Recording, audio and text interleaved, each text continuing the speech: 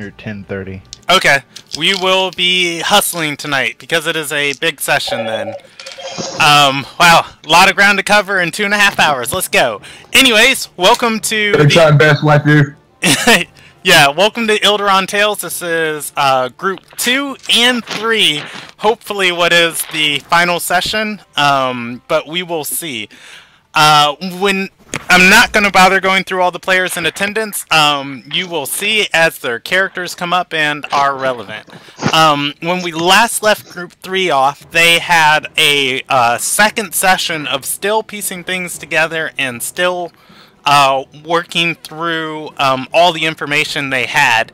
Even though they had a target in mind in somebody to go whack, they decided to decipher even further into the notes they had taken and revealed that they revealed some mysteries going on with the Twilight Fang, that the Twilight Fang has possibly created a demi-plane of their own that they've been using to explore the new possibilities of soul magic. And from there, they also discovered what Nyla's plot was from not Nyla. They requested to speak to her and were mistaken for another group of people that requested, or yeah, another group that had kidnapped, or rather that had got Nyla's lover arrested, and she sent her contractor on her behalf to speak with the party. When the party interrogated him, they found out that they had kidnapped Arabella's lover for, oh man, that word just escaped my mind. It's collateral. For bargaining collateral, and that Pax had been kidnapped by this guy. And after they sorted everything out that it was a misunderstanding, they had a decent conversation with him walking back. He just wanted his daughter back, and he revealed some information he really shouldn't have to the party, that Nyla was planning on... Nyla was paid to assassinate, or not assassinate, but to attack the palace with the dagger, Ryren. As the party went back and started delving into their notes,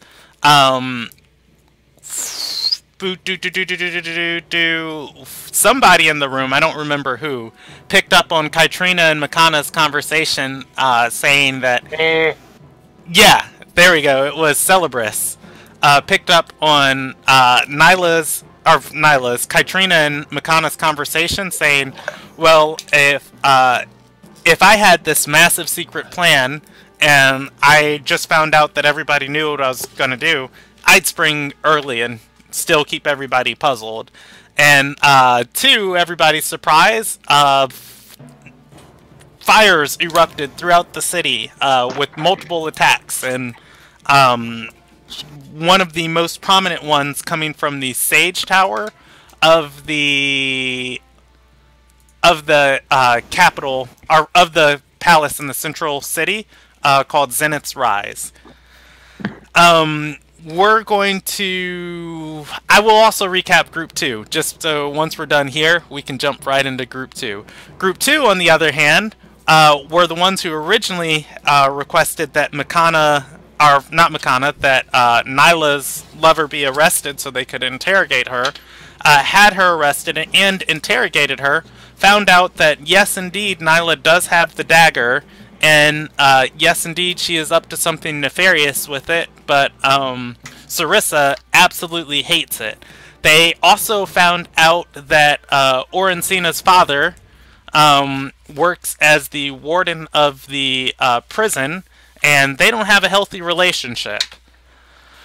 From leaving Storm's Nest, the prison, they followed and tracked Sarissa to the southern wall of the palace before they confronted her, and she agreed to smuggle them in so that they could attempt to steal the dagger away. once they got inside of the palace, alarms started sounding everywhere, and palace guards were showing up dead. So we're going to start with Group 3. Those of you controlling Group 3 characters, you know who you is and what you are doing. As the bells started ringing across the city, Makana told the group to stay put, and Kytrina would go check it out. The rest of the group promptly then followed to leave the Lucky Lass and head outside, seeing the smoke, the nearest plume of smoke coming from the castle. Group 3 started running towards the castle. I think we had actually stayed. We were just outside when all the fire had happened. I don't think we really started running anywhere. Oh, okay. All right. Well then, what do you want to do? Yeah, as far as Carter knows, the lady he's looking for, who bought the poison from him, was said, you know, you found out she was going to attack the king. Kind of. There's a heavy decision on my mind right now. Yeah, here's the option. Do you want to, you know, be in the vanguard with, do you want to be in the vanguard with the Kalkin, or, you know, do you want to be the backup team after everything, you know, hits the fan? Honestly, Carter wants nothing to do with it, to be completely honest. Alright, so Carter just packs up and goes home? Fucking, he might. I think he's gonna sit and wait and be backup. Johan's ready to go and try and reclaim the gut dagger, because that's what Makana told him to do. Are we taking the dagger? Question. Yes. I might have answers. Two questions, actually. One is, what floor was the room that we were staying in on? And two, am I still in it with Pax? You are on the second floor. Pax and Arabella both got up and went downstairs. They as soon as you guys get outside, Arabella's going to see the smoke and look to Pax and say, "I'll return." And she starts sprinting towards Makana, saying, "Wait up!" Which way did Makana go again? Towards the palace. Oh, God. Celebris is going to look at that, or is going to run after Arabella. I'll go get, what's his name? Because I've forgotten it already. It's Father something, ain't it? Father Alexander. Yeah, something like that. I'll grab Father Alexander. Be like, come on, we're going to the, what's the orc's name again? I forget his fucking name. Torque? Yeah, Torque. Is he with us? Torque is not with you guys. Okay, this is gonna... We're gonna grab one more NPC here. Father Alexander isn't an NPC anymore, just an FYI. I know, but... Father Alexander. We have so many, might as well get another, right? Yeah, so far, you guys have Kytrina, Makana, your Celebris, Father Alexander, Carter, Arabella, and Pax is standing outside. Johan's there with you, and I'm thinking who was the... Oh, the other two people were Daphne and... Or the other three people were Daphne, Torque, and then the other prisoner. Fingers? Was his name Fingers? Something like that? No, you guys never broke that guy out of jail. Oh yeah, he stayed there. He was weird. He can stay, he can rot. That dude was weird. Yeah, there was him, and here we go. NPCs, Group 3, ex-convicts, Dari Seranus. Yeah, that's... I'm gonna guess Torque's seat has been notified of these fires, and he'll probably go toward the palace, if anything. We might as well just go get friggin'... Yeah, it's nearing midnight. Yeah, that's what I'm saying. I'm just going to grab the father, and then we'll just take off toward the palace. All right. I guess Johan seeing like his entire party leave, even though they were supposed to split up, we'll follow the entire party. Were we supposed to split up? That's the thing. But I think she told us to sit our happy asses down and wait. Yeah, she said something. But like, what the fuck the signal gonna be in the middle of all this chaos? Exactly. What the fuck are we supposed to do? All right. This is a decision. So, That Arabella took the fuck off, so might as well follow Arabella here.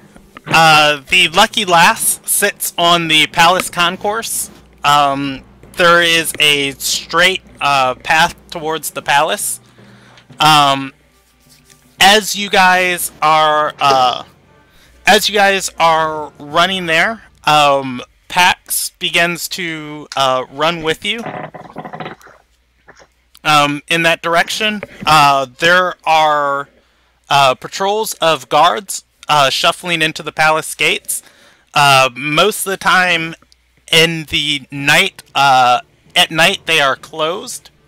The gates, and this is kind of a merchant's row set up here right in front of the major entrance to the palace, the Earth Gate.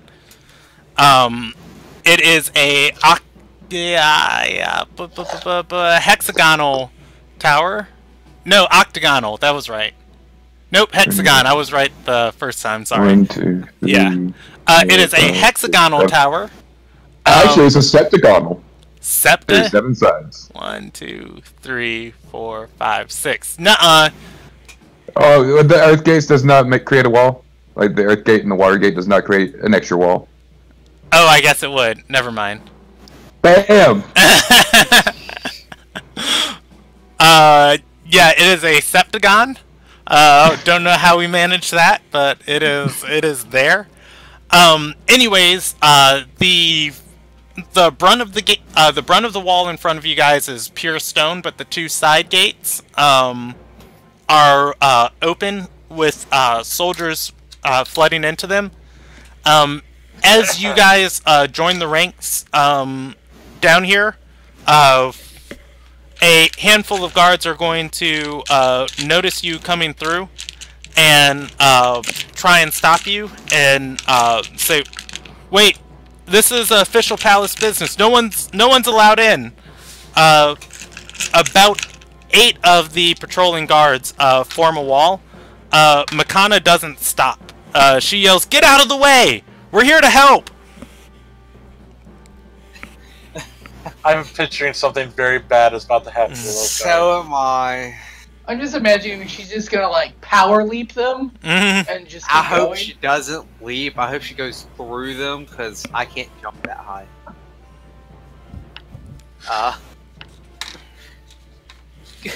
I'm just gonna try to follow in behind Makana at this point. Yeah, I'm just following in tow. Until I die, one of the two. That's a pretty good idea. Just follow in behind her until you die. Yeah. As Makana closes in on these guards, they halt her, forming a line and actually catching her.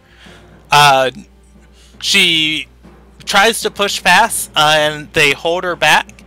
She places a hand on her sword, stepping back out of the line, and says, "If you know what's good for you, you'd get out of the way. I'd specialize in stuff like this," and she points towards the smoking tower in the distance. They form lines and say, "Madam, it's not safe."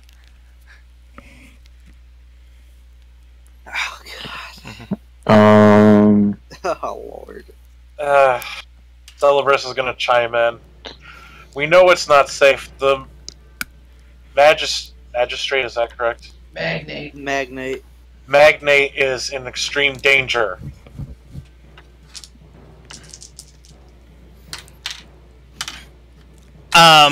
They gesture to the groups of guards coming in.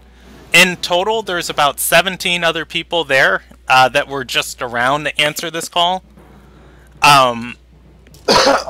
They the one guard's speaking in front of Makana says, "Yes, and we're trying to get up to the tower now. There are and you don't combatants know what on the you're premises." dealing with. Celebris literally cuts him off screen. You guys hear yells and shouts coming from behind these from behind the guards. Hey Brandon, how many guards are blocking Makana? 8. Oh god. 8? Yes. Man, I hope this thing doesn't have a lot. Can I just cast sleep on those 8 guards? You can. This is Johan you're talking about, right? Yep. Alright. Does he have sleep as a first level spell? Yes, he does. Oh lord. I'm going to cast it at, I'm going to cast it on one of my second level spell slots, so I'd add 2 more d8s to it. Okay. Or 7 d8s. Roll me those d8s. 7 d8s. Jesus Christ. Okay. Do. Having 3 screens up kind of sucks. You got it. Would you like me to roll them for you? I got it. Oh, okay. Who on you? You casted it as a spell card. All right. Wow, there are 2 ones in there.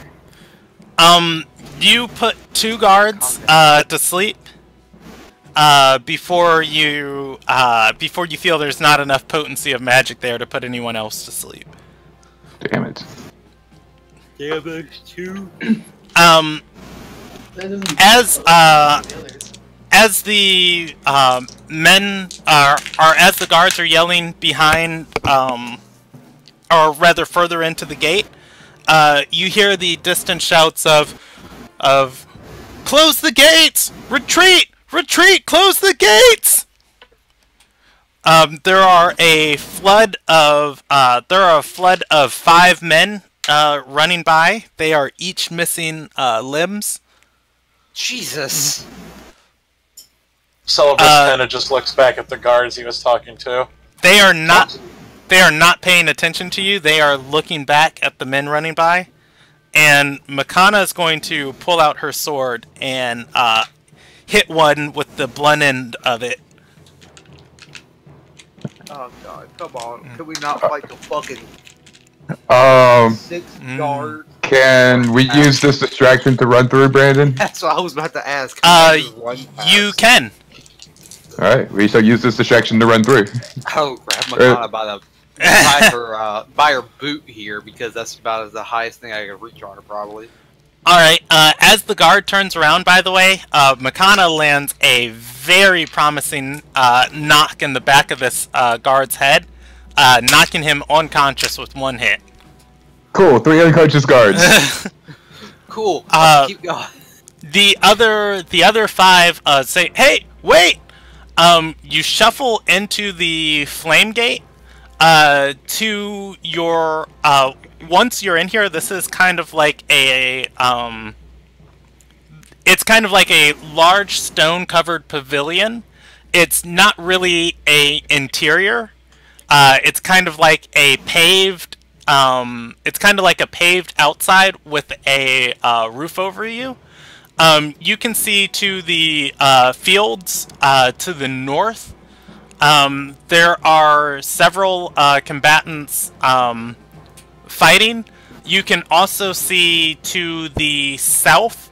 The pavilion is attached to the entranceway of the building. The door is wide open, and there's 1 limb here, some fallen weapons, and a fallen guard, and trails of blood. 1 limb here, Jesus. What limb? What is it? What's Let's see. We'll roll a d6. Lord. Even, a foot, odd, a arm, 6 ahead. 6. It's ahead. I really hope that wasn't one of the people that ran by us. Right? Maybe that's the one that was yelling for retreat.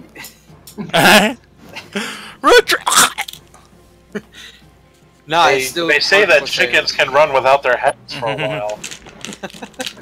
Makana's going to push past Celebrus and say it's not the time for humor.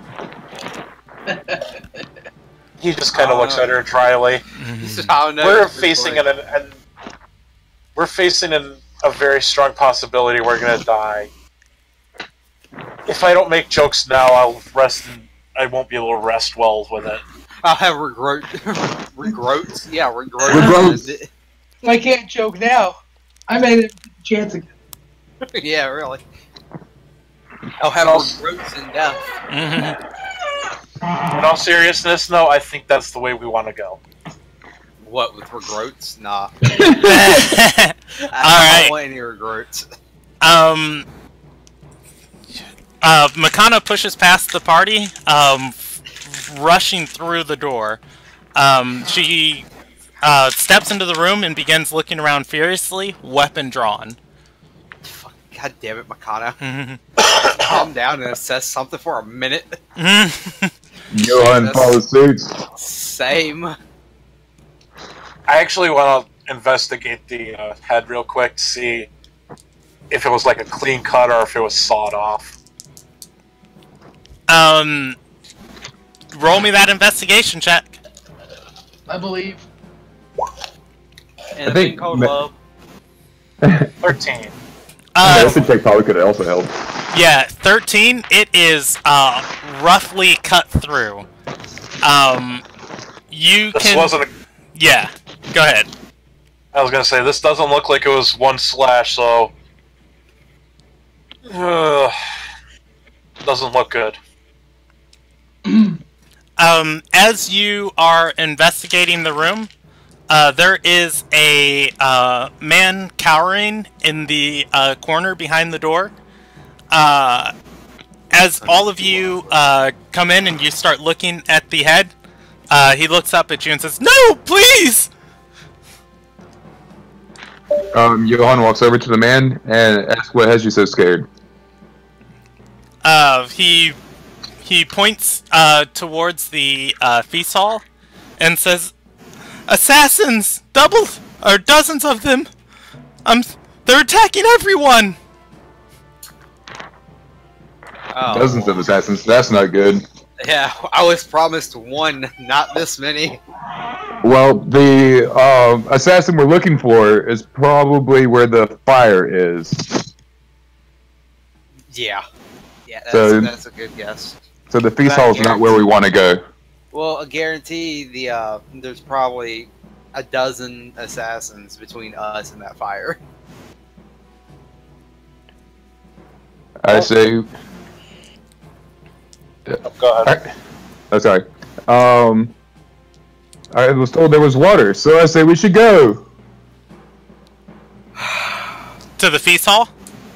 No, to the Sage's Tower where the fire is. Oh, okay. Let's go to our death. Does the person who's cowering look like a guard, or is it just like a random...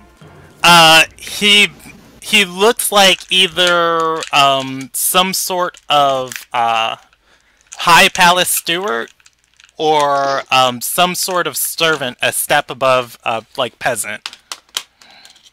As we're starting to run towards the Sage Tower, I look at him. What's the judge? You get a weapon and get the hell out of here unless you want to die. He's going to get up and start running out and immediately run to the guards tracking after you guys. One of them begins, escorting him out. Cool. Now there's only 4 chasing us. We're going through a doorway. It it is a large set of double doors leading into a very small hallway with another set of double doors on the end. It seems that as you push against, or as you come into this set of double doors through the hallway, pieces of art and trophies from the wall have been pushed against the wall and just wedged in a way as to make it very difficult for the door to open. It wouldn't take you guys anything more than a few moments to move them all aside. It has been barred from this side. You can hear the sounds of a scuffle beyond. Celebris is just going to start chucking stuff out of the way. Johan is too. Alright, that's that. Yep. I guarantee freaking Makana's not even throwing it out of the way. She's probably stabbing at it, trying to break it with the sword. Oh, just to clarify, Johan's throwing everything over his head behind him, just in case it hits the guard that's chasing after us. Yeah, they get behind you guys as you're, as you guys are on barricading this door, and so you can't enter the Central Rise without a diplomat's pass. Oh, I turn around Fuck your and diplomats, we're trying to save people. Are you really yes, going that's to give me bureaucracy right now? I also go, plus, there's assassins in the feast hall. Why don't you go save somebody like it's your job? The guard Yes, looks we're to... following protocols while the place is on fire, people are dying, and there was a head outside the door. Yes, let's follow the protocols. The guard looks to his other two men and sends two of them in that direction while two stay behind you. They point their spears at the door and say, "Oh, may the four be with us tonight." No, we're going to be with the five. Alright, you guys open... you push open the door, and in the middle of the room, you see a orcish male spinning around three people.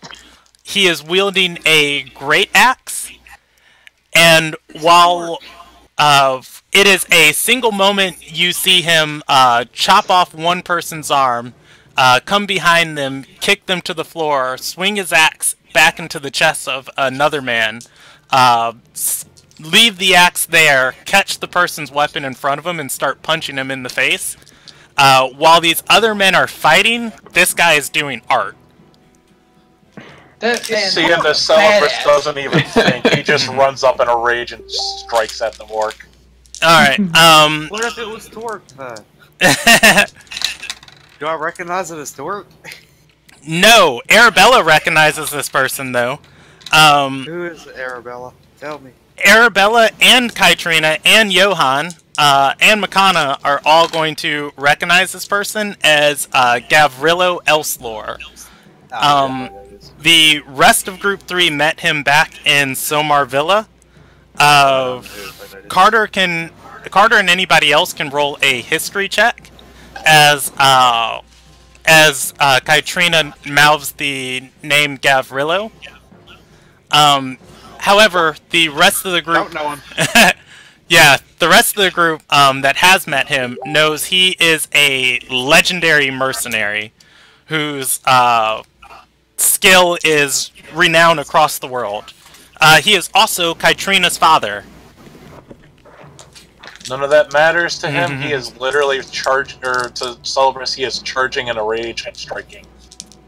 Alright, Kaitrina is going to charge forward with you and strike also.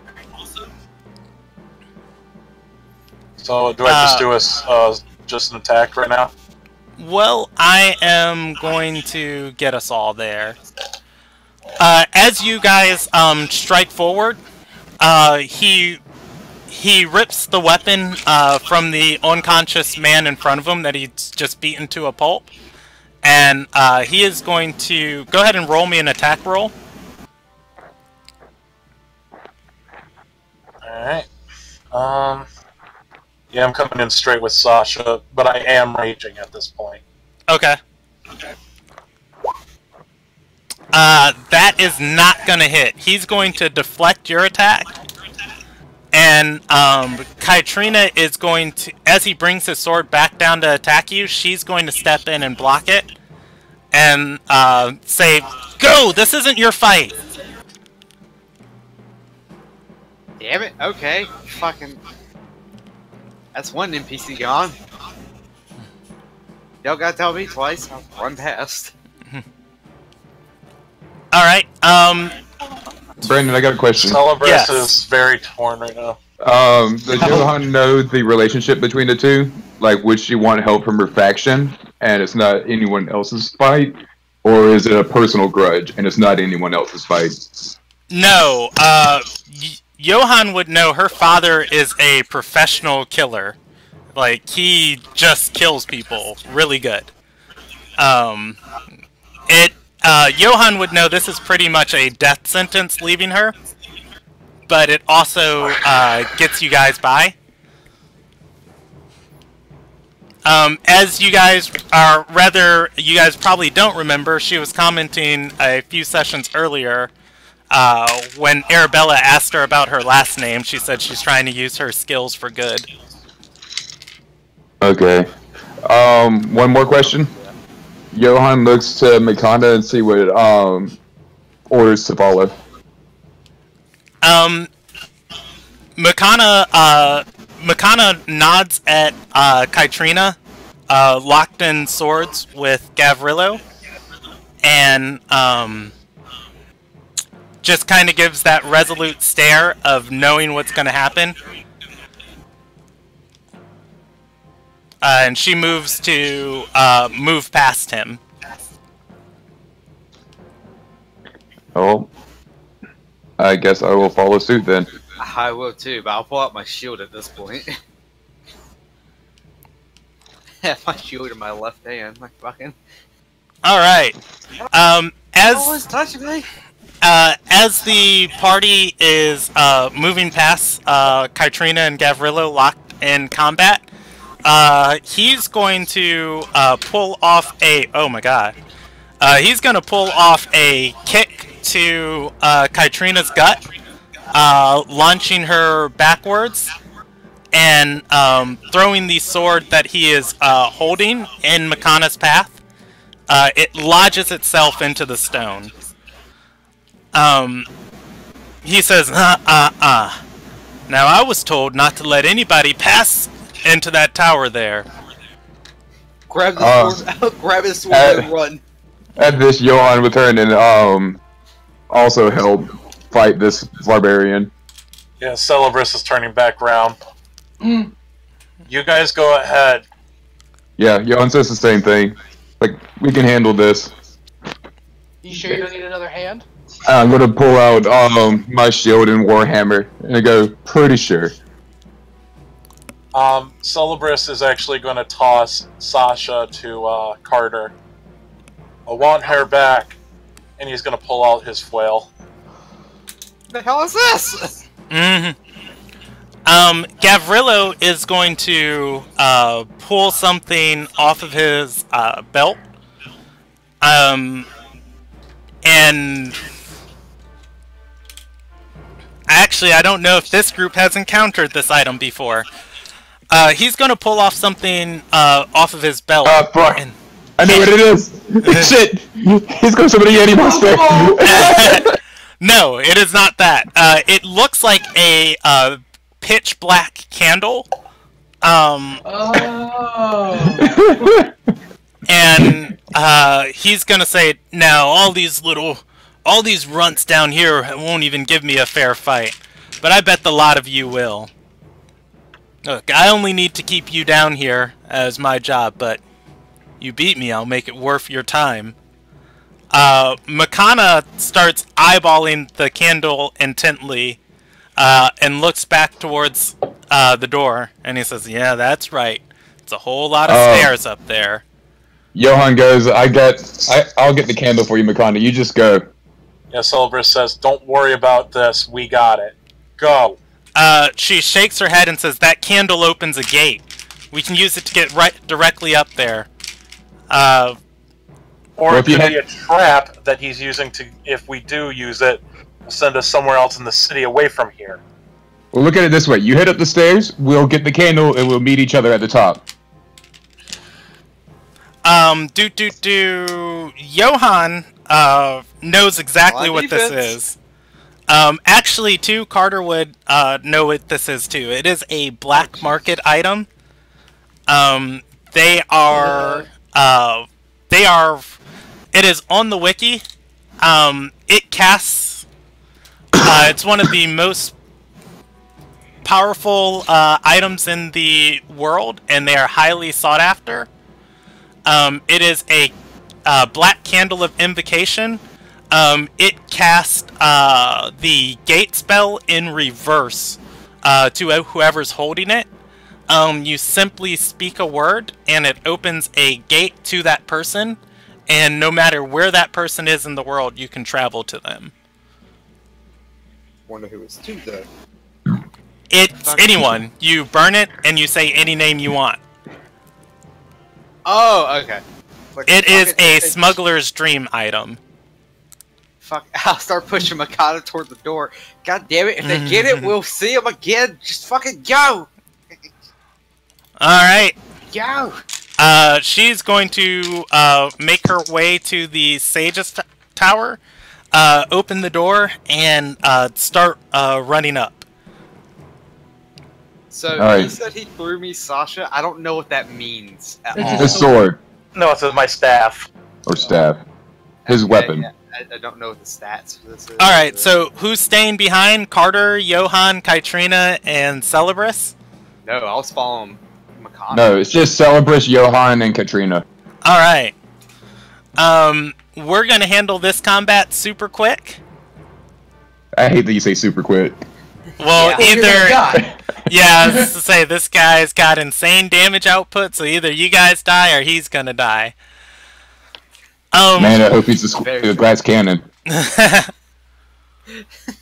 Alright. Are you guys on the combat page with me? Yes. Alright, I'm not going to draw out the grid. Oh wait, Celebris stayed behind to fight, right? Yes. Yep. Yes. Did Father Anderson stay behind to fight? I did not, despite offering. Alright. Move all of them ahead. And, Kytrina. Alright, go ahead and roll me, Initiative? Yes. Wait, let me get the turn modifier open before you guys do it. And, make sure you have your token selected as you roll initiative. Of course. Nice! Oh man, nobody on the stream can see what's happening because I'm on the wrong, tab.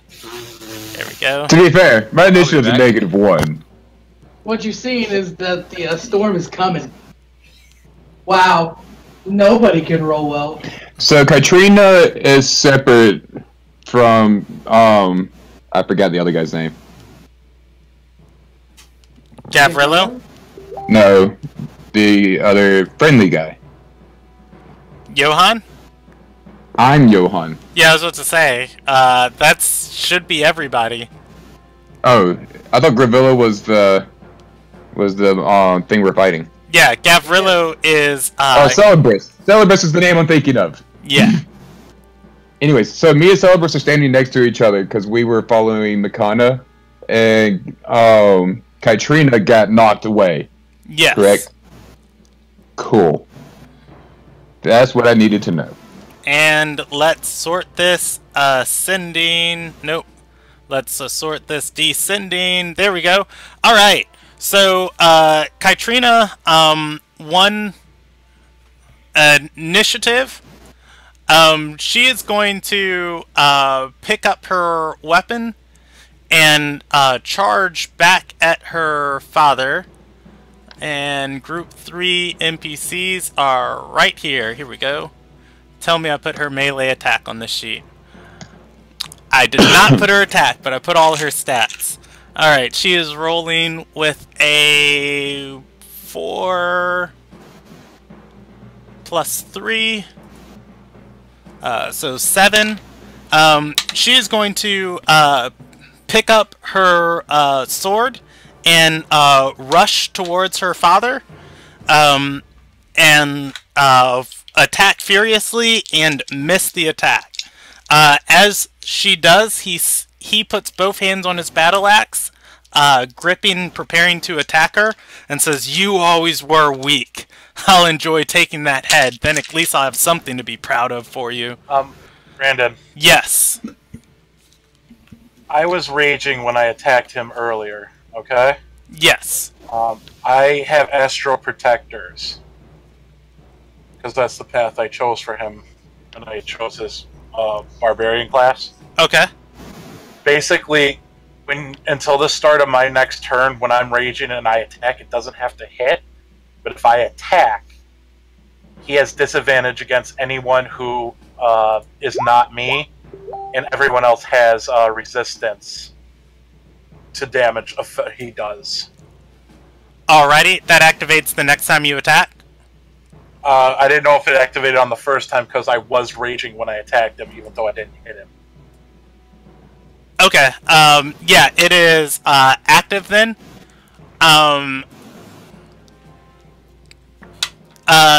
As he gets ready to attack Kytrina, he looks her in the eye, and she passes that. She passes the check to not be afraid of him. It is. Oh, hey, look, it's Gavrillo's turn. Oh no. Yeah, I know, right? Celebris would be next to him because he attacked and missed. And alright, let's go ahead and roll these. He makes 3 great axe attacks. One There's a crit in there already. Oh snap! Yeah. Who's he attacking? First one at what's her face? At Kytrina. The second 2 at Celebris. He has a so the first one is at disadvantage then. Yes. He gets a 17, which is thank Christ that still lucky. Might hit her. No, that is not going to hit her. Still, he has a plus 10 to fucking hit. That is ridiculous. Yeah, does a 15 hit Celebris? It matches. Alright, that's gonna go in his favor, and does the, well, the 29 is definitely gonna hit. Roll me through 2 Constitution saves as, his axe connects with you. Did the 17 hit Katrina? The 17 did not hit Katrina.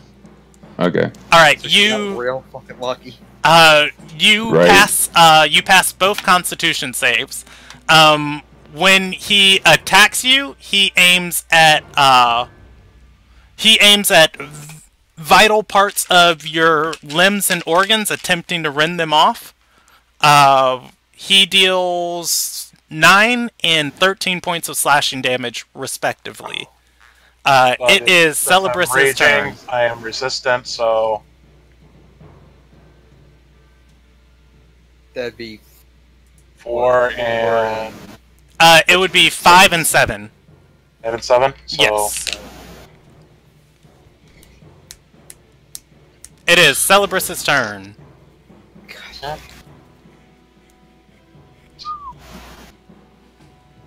Attack him!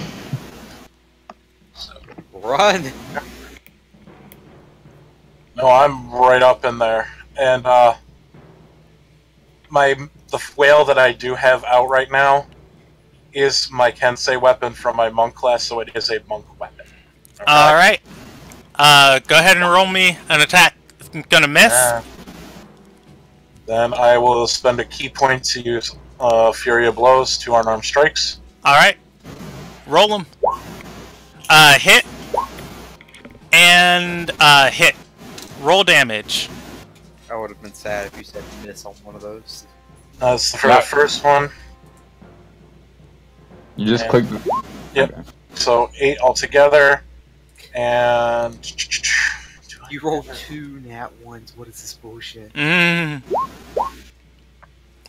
at the end of your turn, he takes a legendary action.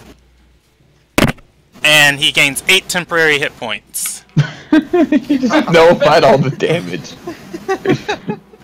He took the damage. I mean... Yeah, he has taken that damage, by the way. He took it, but he basically nullified it with the... With the bonus hit points. Hold on 1 second, though. Wait, so are those monk attacks with strength? Yes, they are. So you get a +2. To damage. That's true, they are +2 because I'm raging. Both of them. So you get Alright. 8, 12 total. 12 damage, and alrighty. It is Johann's turn. Cool. Johann's in the wrong thing. Click. Johann's gonna move to here. And then... he's gonna look at his character sheet again. My life 101 right there. Smite him into the next century. I mean... I'm thinking about using this for the long haul, but let me think. Nope. High spell slot right now. You got flanking? Kill him. You say kill him, but the likelihood here...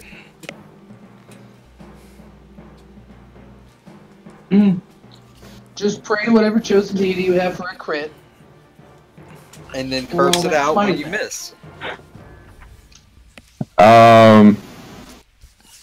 That's how I do it.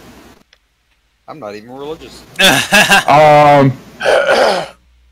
Instead, I think I'm going to cast Bless on all of us. There you go. That is a good move. 1d4 for everybody. And... again, it's my action. And then, just to note for everybody else, I have Aura of Protection around, so anybody within 10 feet of me has plus my Charisma modifier on saving throws. Which is... Which my Charisma modifier is a 2. Which 2. is useless to an axe. I mean, it's a 2, and then a D4. Well, I mean, Hey. with his... when you had to make a con save. Yeah, That's true. that helps on that. Alright, Kytrina is going to attack with advantage in Fury again, and she would technically have extra attack. I didn't write it on her sheet. She is going to roll twice with her longsword, and on both hits, her sword is going to hit true into Gavrillo, dealing 8 points of slashing damage, and then 6 points of slashing damage on the second one. He takes another legendary action and uses Shrug It Off again. I'm just going to roll it in front of me. It And- makes even more of a meat shield. Yeah, he gains 7 temporary hit points. On top of the what he already had? No, temporary hit points do not stack. They replace each other. Oh, do they? Yes. Okay. Well, that's useful. But he would have lost most of the, or all of them when she attacked him anyway. Yes. It is his turn. And it all goes away. Oh yeah, it does, Oh, doesn't it? Yeah. That's a very hit point go away. He is going to spiral around, attacking each of you in turn. First at Celebris, second at Kytrina, and third at Johann. Even though you guys have him surrounded, it seems he is there is a large smile painted across his face as he is moving in between you guys. He is rolling with advantage. Well, that's So it's rolling normal then, because he against anyone but me, he has disadvantage. Yeah. So he's critting shit out of you. Yeah. Why do I have 4 attacks on there? All right. The last one. Yeah. The last one isn't against anybody. Okay. It's going to be a good lord. Pretty sure he hit every single attack, even with that disadvantage. He crits against Yeah. Me. you. He hits. No, he misses. No, he hits Katrina and he misses me. All right. Katrina and Celebris make Constitution saves. Don't forget to add the +2 and then the D4. Oh yeah. +2 is going to make that a 9, and I'm rolling the D4 now. So I did forget that. And it's going to be a 10. She is going to fail. And What was the first one you rolled for? Because you rolled it twice. You did. oh my gosh, why is it rolling twice? My bad. Alright, yeah, she's going to pass on that first one. So I'm taking 7 slashing. Yes, you take... no, you take the crit. You take... yeah, you take 7. And then,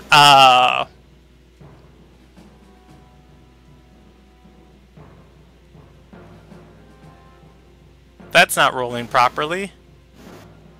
+6.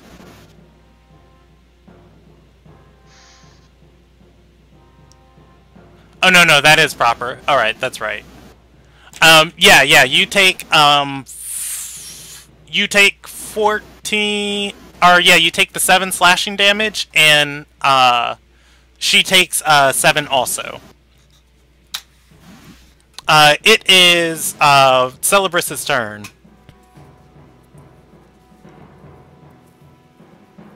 For Meat Cleaver, you're not that good.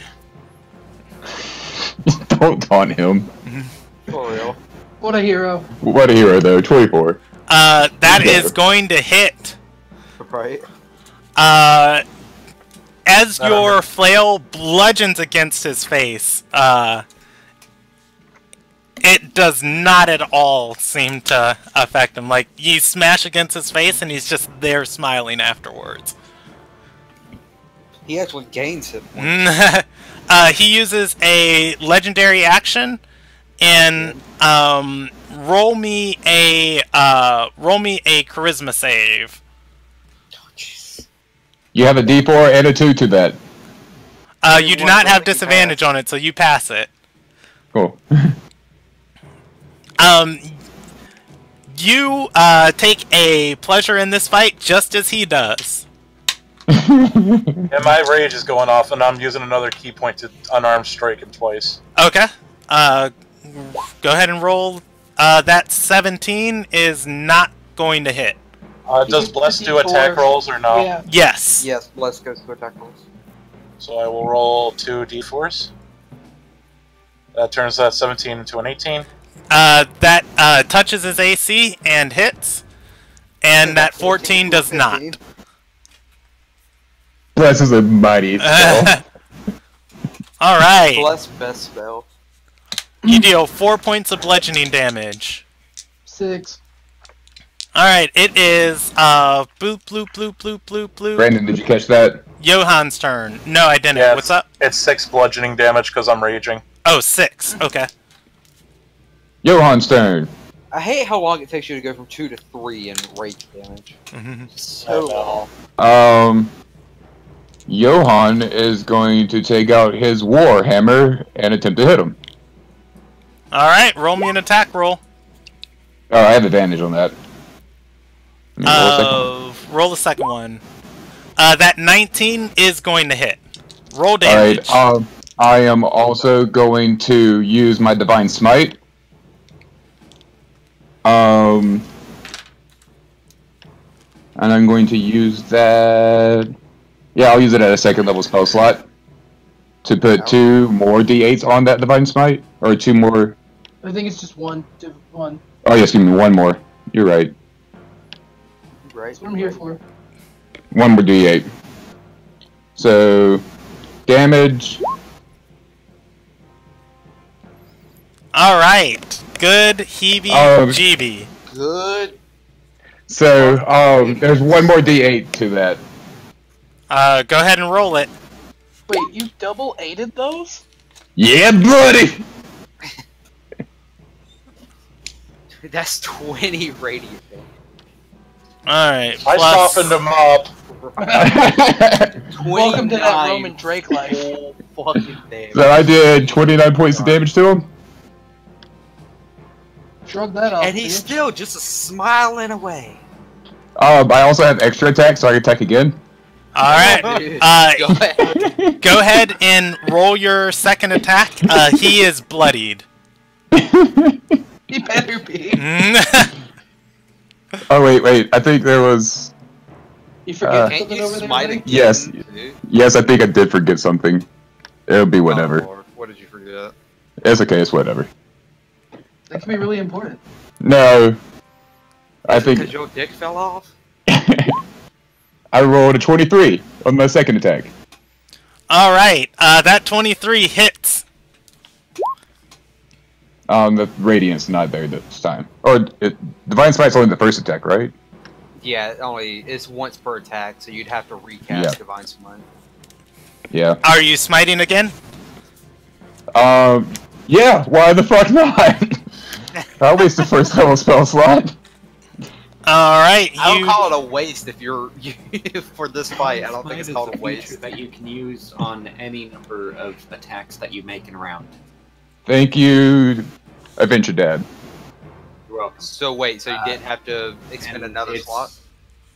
Yeah, specifically the wording says whenever you hit with a melee attack, but you do have to spend an additional slot to do it again. Alright, Okay, that's what I thought. Yeah, just the condition is you have to make the contact. So Yeah. Alright, cool. he uses a legendary action again, to shrug it off. It's fine. You You only, can shrug off 20s. What was it? 22 points of damage? you only Yeah, need your actually- sword arm. So, it's... Oh, no, the rest here, of let's that body add this is, yeah. completely. I don't need that kidney or that other thing. It's just a flesh wound. Anyways, it is Kytrina's turn. what did you roll for shrug it off? So Uh, 9. No, in that one round, that one attack, like those two attacks, that was 51 points of full damage. That's why I stayed behind, bros. 50. I don't have that kind of damage output. Paladins, man. This Paladin. just a knife. My build is not a damage dealer. He is a go fuck yourself dealer. Mine is the come fuck me dealer. Kytrina is going to roll 2 attacks, and oof, that second one is going to hit with a 4 on the bless. 3, 8, 13 plus 8 is, and she's going to deal 21 points of slashing damage as she starts to furiously rend into her father. So let's see, plus... I missed something there. How did she deal 21 points of damage? She rolled 8 'Cause fuck plus 4 is 13, Whoa. or yeah, 12, and then she rolled a Oh, she hit both attacks. yeah, I forgot what the first roll was, but it added up to 21. That's what I missed. I thought she only hit the one. And just bam, 21. Like, what? It's like, wait a minute. How many damage outputters do we have? All right. Glass cannon fight. Oh. Glass cannon, I'm bulky as shit. It is Gavrillo's turn. And he is going to focus all 3 attacks on Johan, rolling with advantage, so just normal. And he's going to say, "That kind of hurt." And none of them hit! The 26s will hit. Oh, sorry, I forgot. They're all disadvantaged. I bet he didn't get that nat 1. He could have cut himself. Give me 2 Constitution saves. I also forgot, this is important. You're resistant to all damage he does to you as well. Because I'm next to you? Because of my because of my my barbarian. Any damage that Katrina did also has been reduced, so I don't know if that's going to make a big difference. Okay, I will keep track of it. Alright, so con save. 2 con saves. 2 con saves. You pass the first and fail the second. Hold up, I have a D4 and a 2. So that's already 22. So, 7, 8, 9, and then a D4. Yes. You fail the second save.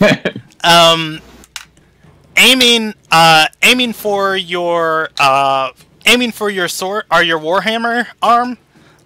He catches your armor by the socket, landing a heft in it. You take a additional D4 points of damage. For any intensive purposes, I guess it will count as slashing damage. You will continue to take a D4 bleeding each round until you tend to the wound. Okay. So I get the damage reduced. I'm resistant to it because of our barbarian friend. Yeah. So that 17 becomes half that, and that 15 becomes half that, and that 2 becomes half that. Yes. Oh yeah, I forgot about that other damage. So yeah, that 17 turns into a 9. That 15 turns into an 8, and that 4 turns into a 2. So 9 and 8 is 17. Oh, I guess you were supposed to roll the damage for that D4, not me. Yeah, I rolled it already. It was 4. It is Celebrus's turn. He is really badly bloodied. Alright. I'm going to reckless attack. Believe he's gonna have advantage on you next turn.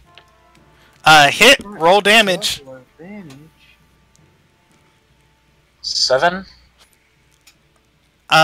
7 points of damage. Alright, he takes it.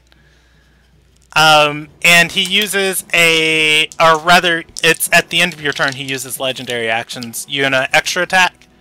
I'm gonna use, I think it's my last. I'm gonna use another key point. Okay. But these are also at advantage because of reckless.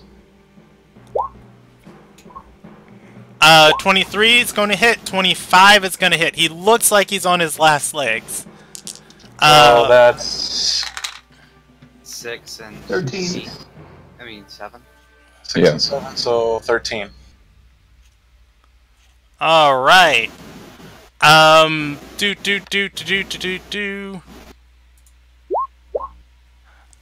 He is as your final attack lunges into him, he is bloodied and a beaten mess between the 3 of you guys. There is no way this guy should be still standing. And as your fist punches into him and he coughs up blood, he begins laughing and grips his war axe tighter. He makes he takes a legendary action and shrugs it off again, and says, "You're gonna have to do better than that." Oh, is he? This fucker have? Also, pacifist, right? Mm-hmm. Hey, I never said I was hitting with lethal force. All right, it is. It was non-lethal either, did you? It is. No, I've been hitting with nothing but lethal force. It is Johan's turn. Also, my paladin states that if I have to kill somebody, I have to kill somebody. Hey, it says you have to be a pacifist, not kill people. It says nothing about kneecapping a motherfucker, okay? So actually, let's say that, like, in a time of need, I will kill somebody. No, I mean, like, you just can't go around killing people, but that's Yeah. how you can't go around kneecapping people. Right. So, I'm going to hit him with my warhammer. Alright, roll me an attack roll. You have advantage. Miss. God damn it. Roll your d4. Oh yeah. Thank you. Get a 4. Yeah, roll your d4. 15. Alright, miss. Roll your second attack. That is going to hit. Roll damage. I'm also going to use Divine Smite on this. Alright. 17. Woo!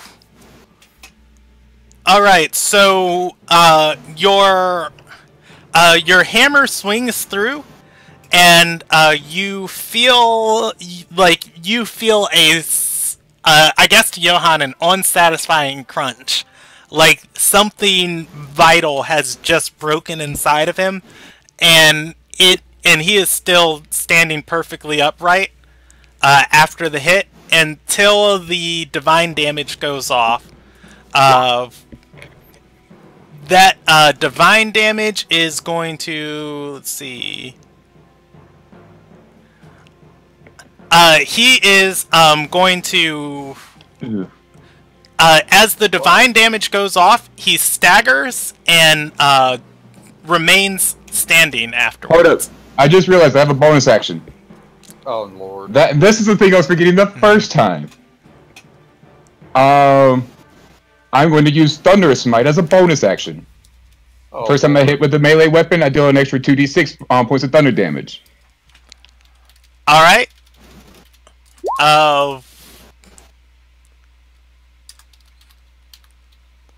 7. He would still be standing. And then, after the Thundering Smite, he would die. Falling over, dead. Which, you know, can a brother just get higher than, frickin' 13 on a save? No, he can't. Fuck your brother. Okay? That brother's Fuck Katrina's dad. Now have sex taking with his battle Katrina axe. on his dad's back. On her dad's back. I'm taking his battle axe. Station. This is mine now. You want to give it a name too? Kytrina It had a name when I got him. Kytrina falls over on her sword, huffing and huffing and crying slightly before she drops her weapon, patting her father's waist. She pulls off the candle and tosses it to Celebrus and Johan. You're not staying here. We still need you. She shakes her head. She looks done. Yeah, she shakes her head and says, I need a minute. It's not every day a daughter does something like this.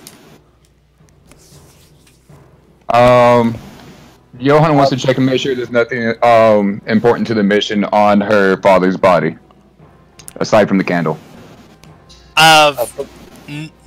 Nothing.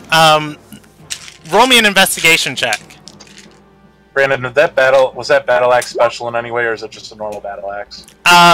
It looks like palace steel. It looks like he probably picked it up off of somebody here. Oh, okay, so it's just a normal battle axe. Yeah, the investigation check. You don't see. You don't notice anything on him important. Okay. He's in full plate mail too. I'll do an investigation too, just to be safe. Alright, skimming him down a little bit further, you do find a scroll in his boot. Alright. I'm going to open it up, knowing that time is an issue, but I'm going to open it up and read it real fast. Okay, we're going to come back to Group 3, and we're going to jump over to Group 2 real quick. Alright, so Group 2, on the opposite side of the castle, you guys were smuggled into the servants' quarters. When you arrived inside of the castle, alarms were sounding, and you could see smoke coming from the Sage's Tower. Stepping out of the servants' quarters, you saw there were patrols of dead guards to your right and left. Sarissa is huddled over one of the patrols, screaming to, I think, was it Urkus who walked up to help? When she yelled for you guys to... Oh, okay, yeah, she yelled for you guys to help them. And walking up, you saw that each body was dead. Yeah. Super dead. Yeah. Jordan will be back momentarily. Yeah, Jordan just left, and he's the one that was going to help. Yeah, well, I mean, the rest of the party would also walk up and find this out, too. We don't need that. We have Punch-A-Lot, the Ranger Adventure Camp. We got this. Yes, run investigation. I think they're dead. They're dead, Jim. It's like, oh, okay. So, we are Cool, so we have a lot of dead guards and a burning tower. Just another day in the life, right? What do we do next? Well, it's just us. Hold on. Us 5. I'm counting 5 because Zorba's with me for this one. No, the bird's gonna be. Yeah, bird! We just hear a squawk and it's up there flying. Yep, 5. 5. No, 5 of us. Arm out, Falcon lands.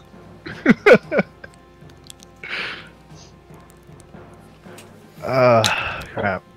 So, we have 2 options. We go back through the tunnel, we forget all of this ever happened, we go back to bed.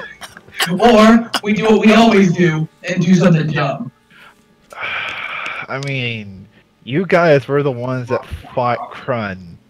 Again. I'm good! Adrenaline still pumping. Or we can go up here and help out. I mean, we have a noble with us. I mean... That's right. We have the red tape cutter. I hope we don't get in any more trouble than normal for this. Normal. We don't get in any trouble ever for anything. Privileged. That's what nobles have. Privilege. Okay. Well, I forgot Brock's real name. Russell. Well, Lord Renapaw, what should we do? Daggers in our sights. So we go to the Sage Tower. Yep. Headlong into the fire, like we always do. So I'm just a sailor from the Tide Gate. How does one navigate a castle? You go in there, and then you climb up all the stairs. Cool. Where are the stairs? Inside. Also, Sarissa is still kneeling down in front of you guys, like trying to pull these soldiers' wounds close. Gotcha. I moved. Like, smack her? Mm-hmm. Why? Just a slap, you know, just a sort of a slap her in the face, like calm down. There's nothing you can do. Pull yourself together, woman. Okay, can you roll for that? What do I roll for that? Do I roll for the hit? Do I roll for non-lethal? Lethal. Yeah, if you want to give ain't nothing non-lethal about these hands. If you want to give a Gib slap, I'll allow you to roll it as a persuasion check. You can add your proficiency bonus to it too. Well, let's see how this goes. Why not? Unlike Jordan, I have 2 screens. Mm-hmm. Plus 3. 19. You're gonna pull her back. Give her a tap across the face and say, "Get it together." And she's gonna say, They're dead. Yeah, you're right.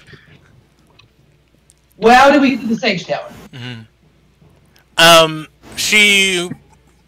She points towards She points back towards the servants' quarters and says, the master steward will have a key to the supply room, or we can enter through the water gate.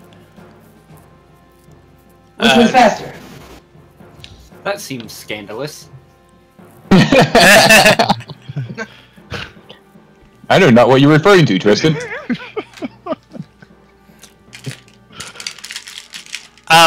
She Wow, points towards the water gate and says, well, I don't even know if he's in the servants' quarters, so I didn't see him when we were in there, so I guess the water gate? Crap. Watergate it is, then. That's what we're gonna have to do then. Yeah. Time is of the essence to make sure that your girlfriend doesn't do something she shouldn't. Yeah, if she said the supply room was locked, so if anybody's capable of picking locks, which, you know, half-elf rogues are your guys' boon. But I don't know if anybody else has here. thieves. Yeah, thieves Who aren't tools. here. What is I mean, we can lock always pick picking? the lock the way we always pick locks, What- by hitting it. What does lock picking fall under? It is a proficiency check with thieves tools. I So don't have that. yeah, No, Uh, realize that. yeah. Even if you aren't proficient with the tools, you can try and make the check. I don't have tools. But yeah, running to the water gate, it is chaos over here.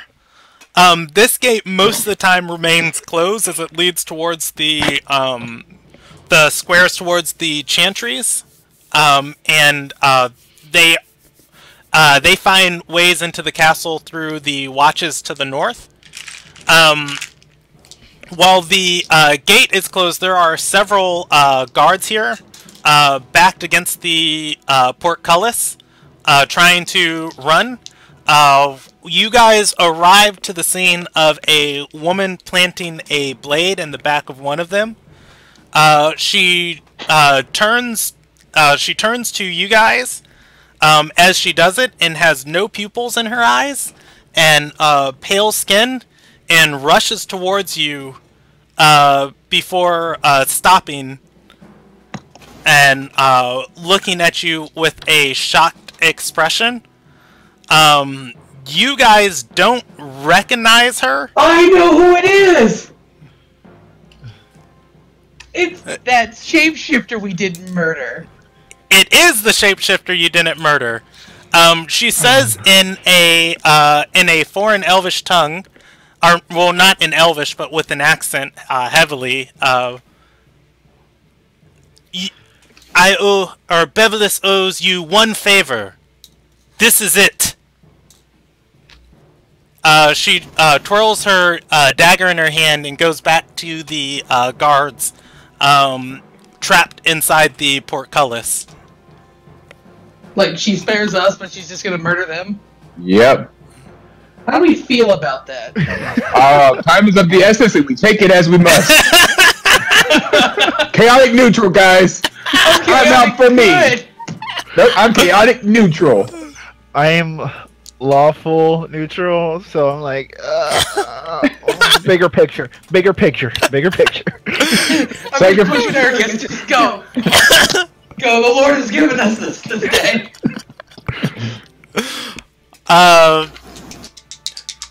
You guys run through the offices and diplomat quarters, led by Sarissa, and she leads you into the. Or actually, she's going to pause before going into the central rise. The door is barricaded from this side. Cracks knuckles. Yeah. She stops and says, "That's a bad sign. If that assassin was there and the other guards are dead in the dead near the barracks." And she looks towards the barricaded door and says, "We can find another way around that's safer." Hun, There isn't anything safer. And if I did safe things, I'd still be in the Tide King. We actually wouldn't be here right now either, but... Yeah. So I guess we're just gonna move everything out of the way? Yeah. Alright. I move things. You guys bust into the Central Rise. It is a large audience chamber. The furniture in here has been mostly destroyed. There are probably about in upwards of 40 dead bodies just in this lone room. Among them in the central area, you see a woman kneeled over a corpse, and two men standing over her reading from a scroll. You guys run into the rest of, or rather what was left behind of Group 3. Yay! We've merged! Yourselves meet yourselves. Yay! Oh, except Blanc needs Johan. Yeah, if you guys like, I can control Johan and Father Anderson for you. He's fucked off and he's up in the Sage Tower. Well, He also doesn't talk much. In general. I think I can do both. He doesn't talk. Also, I would love to converse with myself. Celebris, noticing a giant group of people storming in as there's only 4 of us. I'm sorry, 5 and a Falcon. is going to, well, he's still got the scroll in his hand, but he's going to take his attention off it for a second and ready the battle axe in case shit goes down. Okay. So, I see dead bodies. 3 people. Friend or foe? We go like this. Do you know about a dagger? Or did you kill all these people? The only one we killed is this one, because he was the one that was killing the rest of them. So, I think That's good. That's good. we don't need to fight. I think we're all good. Johan is perfectly fine with not fighting. Like, he just has to collect on his morals right now after killing a man. Celebris is going to pat him on the shoulder. It gets easier with time. Is it the good shoulder or the bad shoulder? Oh yeah, I'm bleeding. Oh yeah, you've been taking a D4 until you take time to stop that. I take time to stop that. Alright, you take 5 more points of damage. 2 and then 3, so it would be 1 and then 2 points of damage. 3 more in total. So, 3 more points of damage? Yep. Alright, so... Yeah, that's almost half health. Tristan glances over the scene and says, "Care to explain?" Murderous, assassin, vengeful daughter, whole bunch of dead people. We were chasing after an assassin trying to stop an assassination. As So you you are... assassinated 2 people while you were attempting to stop an assassin from assassinating somebody. I did not catch that, JD. So you assassinated somebody as they were on their way to assassinate somebody. No, we assassinated somebody who was in the process of assassinating other people.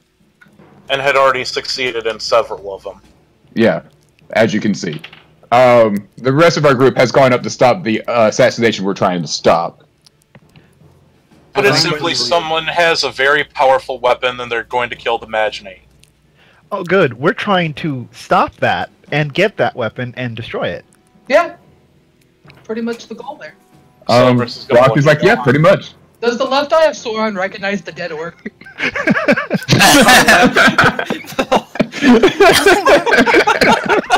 Just like it's the right eye of Sauron, just saying. Yes, you are actually, you can place it. It is a history check to know who it is. That will always go well. Yeah, I was gonna say, as in Roman's line of work, he would likely have heard this guy. You can roll it with advantage. Click. It was DC 10. Yes! You do make it. You've heard of this guy as you've been protecting ships. He is a Galcan mercenary turned just sellsword hero, as he has made it big in Cedal on his reputation of... this is Gavrilo Elslor, the legendary mercenary, lies dead before you. That was a badass you guys killed. Mhm. Nice. Yeah. So, up the stairs? If time is of the essence, then that seems the only logical. Brandon, what does the scroll I got say? That's what I've been trying to tell you. The scroll, reading it is a simple quilled letter that says, I know you were hired for a job on the first. The timeline's moved. Do what you were paid to. Attack tonight. Okay. Love. Hondas. Celebris is gonna look. Celebris is gonna look over at Johan. Well, our options here are to meet up with the rest of the group, or we can use this candle to bypass them, go straight for Nyla, and especially since we might have some backup here with us now. Well, with the backup, I feel very comfortable just using the candle and skipping everything. Going straight for Nyla? Yep. We might be able to stop Nyla without much violence. We have her wife here with us. Girlfriend? The candle to skip everything. You guys have seen this candle before, too, by the way. What is his name? Yeah, Andis had one of these when he was, when he left with the sage inside of the Cult of the Fifth Ascendant's, stronghold. Ah, yes. So, left eye of Sauron. Yeah, you guys just see these three rando people casually flirting around with this item in their hands that you've only seen once before. Where'd you get that candle? From the dead guy. Victory of the battle. Also, it's like take it straight to the assassin so we can stop the assassin. Do you know how to use that thing? Johan goes, it's a candle. I assume we light it and then cast the spell. Wrong. All wrong. Well, you actually dip it in water and lick it. You actually have to form a circle around it. Are you familiar with how this thing works? Vaguely. Well, let's get started with it with ritual then. The time is of the essence. All right, you guys light it. Yes, we form a circle around it and light it. How do you do Everyone so? help. I assume you have like Tristan casts Holy Fire or something, or Sacred Flame. I think Brock has less. Oh, never mind. I do not have. Something. I don't know what tinderboxes are in this edition. I think they're in adventuring bags. Yeah, they're in adventuring bags. But, you can also just buy them. Yeah. All right, yeah. As long as you guys have a way to light it. Are there torches on the split? Yes, there are. I have a tinderbox. Oh, there you go. Cool. Boom. Cool. We light it. Your ranger comes in handy. Look at that. Yeah. Nah. For once, I'm helping. Yay! All right. I need a name. Whoever is holding the candle, it was tossed towards Johan, and Urkus lit it. So one of you two guys, give me a name. I refer to This is Johan referring to. I keep on forgetting his name. I am sorry. Nyla. Okay. Nyla. Okay, Her cool. name is Nyla. Cool. Johan says Nyla. All right, you guys didn't specify Nyla. You're traveling, Oh. Centennial. Hold on, what's her name? I got it right here. It's, Don't have a Perkins. last name. Don't have a last name. Don't we just like picture her face in our heads? We don't know what she Know looks like. We have an assassin We who was have disguised her- as her. The shapeshifter. Yeah, who you looks guys- exactly like her in You group have 2. her- We also We have have her her wife lover would know her name. Oh yeah, and that's her true too. face and everything. Oh yeah. Oh, that also You makes perfect guys sense. give the candle to her. Yeah. She takes a very deep breath and then says, "Porta potties." No, I'm kidding. She takes She really has to go. she takes a deep breath. Oh wait. I want a ready action before we teleport. Brock does. Okay. What's he doing? I want to be ready to cast heat metal if we stumble in on her attempting to assassinate somebody with a dagger. Alrighty, heat metal. Gotta. it's such a nice spell. That spell is ridiculous. I gotta look that up. Is it in the player's handbook or is it supplementary? It is. It's. You can draw it here. Hold on, I'll read it to you. It's in the player's handbook. Yeah, it's PHB. Here, I will. Choose a manufactured metal object, such as a metal weapon or a suit of heavy armor or medium metal armor that you can see within range. You can cause the object to glow red hot. Any creature in physical contact with the object takes 2d8 fire damage when you cast a spell. Until the spell ends, you can use a bonus action on each of your turns to cause this damage. If the creature is wearing the object and takes the damage from it, the creature must succeed a Constitution saving throw or drop the object if it can. If it doesn't drop the object, it has disadvantage on attack rolls and ability checks until the start of your next turn.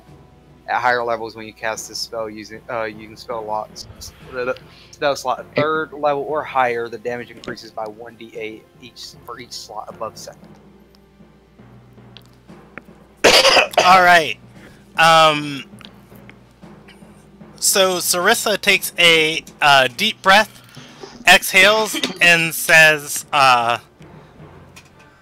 "Nyleria Loonfall," and the flame of the candle, or rather, the candle burns down halfway through before the flame is blown out by a gushing wind. Reality begins to bend and break next to her before a portal opens up, and you guys can see a woman in black moving vigorously on the other side of the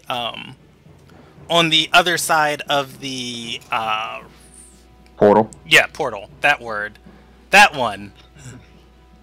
Brock Brooks jumps through immediately and starts to give chase. Alright, everybody else jumping through? Elbrus is gonna look over to Johan real quick. Might want to heal us up real quick because this looks like it's gonna be a fun one. Sadly, I have used all of my spells. Classic Jordan. Size. I do have Lay on Hands, and I will heal each of us up 11, but that uses all of my divinity points. Oh wait, Hey, that's that's- not what Lay on Hands do. How does Lay on Hands work? It's It's just a full of health. So Yeah, like it's five five per- Yeah. 30, so I can heal us up 15 points each, and that's it for my Lay on Hands. Mm-hmm. Hey, that's perfect for me. That's a lot. I will not be able to heal ever again, or for the rest of the until session. you short rest. Never Yep. again. Ever again. Never again. Alright, who's still damaged on their You side? actually lose both your hands after you. There is a half-orc woman who seems to have a few bruises and scrapes on her, but for the most part, she's good. Yeah, Johan took the brunt of all the damage, so I'm assuming even Johan after that looking 15, currently. yeah, he's... I am still damaged, but like I am not about to keel over. Yeah, you could actually only, if you want to do 20 to yourself, or 20 to yourself and give me 10, that's fine. I was if down, we but want not too bad. If we want to sit for the casting time, I could cast Prayer of Healing. Time is of the essence, Johan mentions, and believes that we should hurry on before the portal closes. Oh, Right. very well. Alright, I'm gonna hit him up with Cure Wounds. Cool. I am back to full. Alright. Running up the stairs... well, we're jumping to Carter, by the way. Sorry. All right. Running up the stairs with Makana. By the way, this is a massive amount of stairs. Makana is going to look down at you and say, "Come on, keep up!" Hold on. Why can't there be an elevator in this bitch? What the fuck? Oh god. 200 years old, I'm old. Fucking carry me or something. I'm going to see legs. if Arabella or her can help you out. Tristan dreads the amount of carbs he's going to have to eat after this. Oh shit! I forgot I about dread that. the amount of alcohol I'm gonna have to consume after this.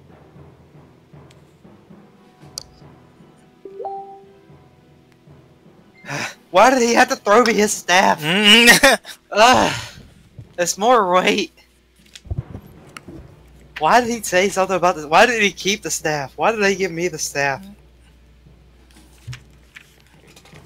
Yeah, you guys are going to have a long ascent up this tower. As you... Oh, I forgot to check Arabella's skills. Makana does not know any spells to help you out. She's got the strength to carry me, damn it. I'm old. So you are literally the cavalry riding in? Yes, absolutely. You Cavalry. can throw me like a lawn dart at this point. It's cavalry. That thing.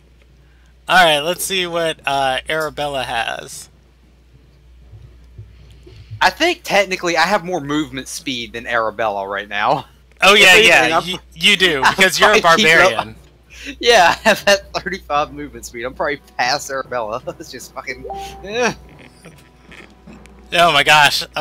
Yeah. So anyways, you guys are ascending up these stairs as you pass various floors connecting to this stairs leading to the Sage Tower. You can see that there is fighting on the first couple floors of the palace. And then it seems to die down as doors are either closed or you guys don't hear voices from the other sides of doors that you're passing in the upper levels. Once you reach about the 6th level of the palace,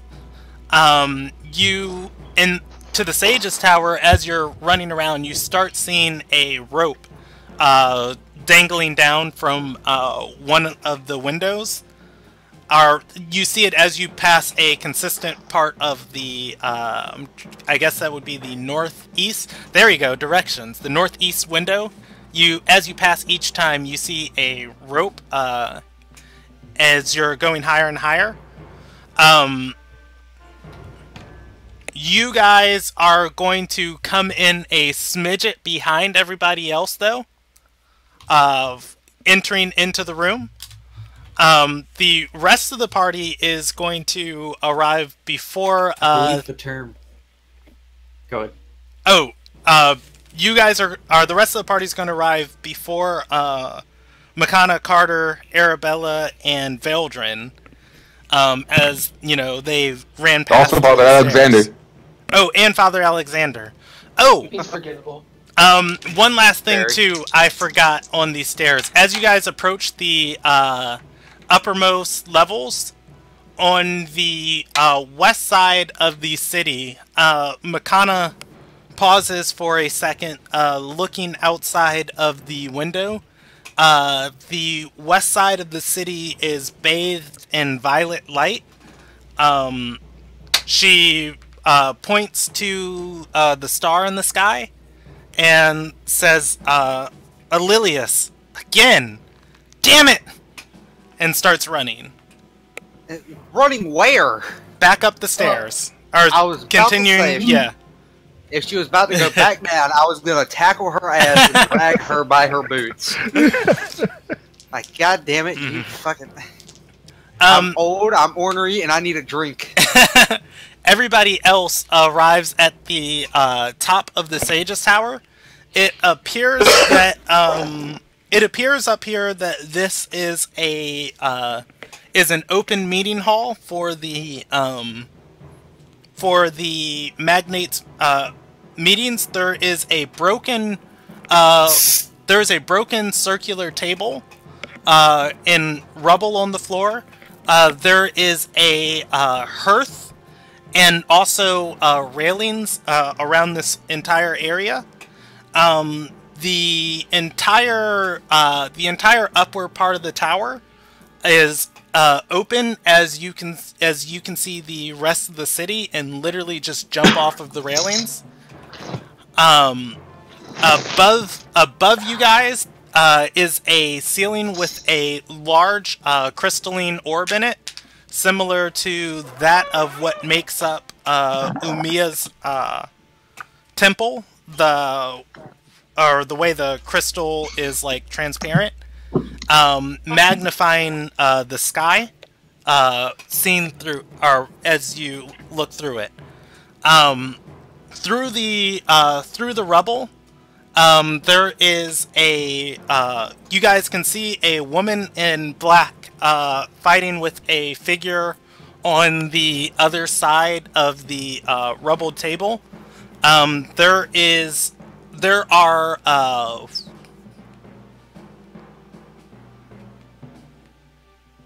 are 5 other dead bodies up here.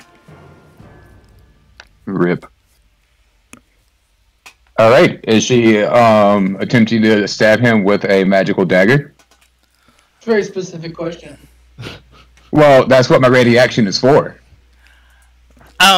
She is not wielding a dagger. She is pushing this guy towards the edge of the railings. No. Her hands on his wrist. All right.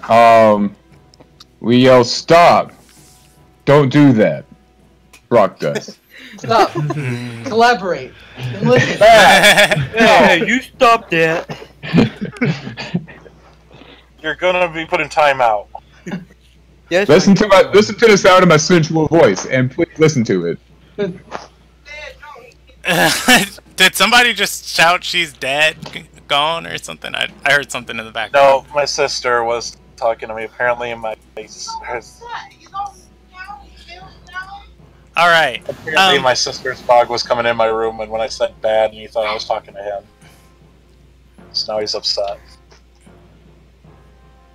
Sorry, personal issue. No, all good. Assassins and show. There we go. Hey, you guys are gonna have to forgive me. I made the art on a doll maker site. It's the only thing they had for elves. No, it's great. It's just... I wasn't expecting it. Yeah. TVSS. The woman pushes the man over the. He pushes the man over the ledge. Oh, he's dead. And ISIS Jan? yes, it is.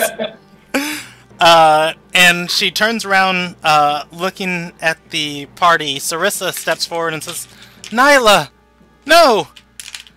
She pulls down her mask and says, "It's done." Question. Yes. How far away is that ledge from us? From where you guys came in, it would be a 30-foot sprint. You are in the middle of this tower. 30 feet sprint. And I am sprinting because I can go 40. Hold up, I need to check because I don't have anything written out because you told me that at the beginning of the session. Sprinting to grab him as he's going over. Her. It's a her. H-I-J-K-L. Yeah, Nyla's still there. She just pushed a man off the edge of the platform. That's what I'm saying. As she's pushing him over, I'm sprinting over to try to grab him. All right. And Brock is going to use his flute and cast Levitate on him. All right. As you guys have interrupted her as she was doing this action. So the push is rather sloppy, and it's less of a push and more of she's trying to shove him off, and he stumbles back over the ledge. He does get a single hand on the ledge as he's falling, as he did have a chance to make a reflex save, or a dexterity save. Celebris is going to be able to... Celebris is going to be able to put a hand on his hand, saving this man from the edge of the cliff. Alright, cool. Nyla runs by Celebris, grabbing Sarissa and saying, "Let's go! There's no reason for us to be here anymore. This godforsaken country is doomed."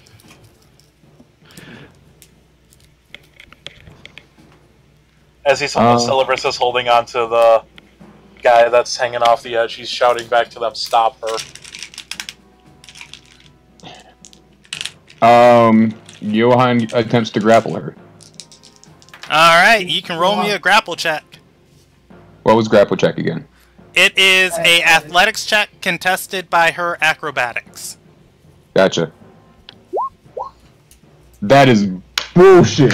I am giving him my inspiration die to reroll. Wait, hold on. You think that's bullshit? It's not as bad as when I tried to jump somebody while raging. I had advantage on athletic check, and I got a double nat 1. Wow. Brandon, I am giving him my inspiration. I already rolled it twice. Yeah. I already rolled it twice. By the way, Carter, Makana, Arabella, and Veldrin enter the scene. You guys enter to Celebris holding somebody over the ledge, yelling, "Stop her!" Seeing a woman dashing, holding the hand of another woman towards the northeast part of the wall. So do I try to I hear "stop her," so I guess I go to tackle her here at this point. Going to rage, like, because why not? Stop her! I have no idea what this situation is. Also, there are 5 other dead bodies around you.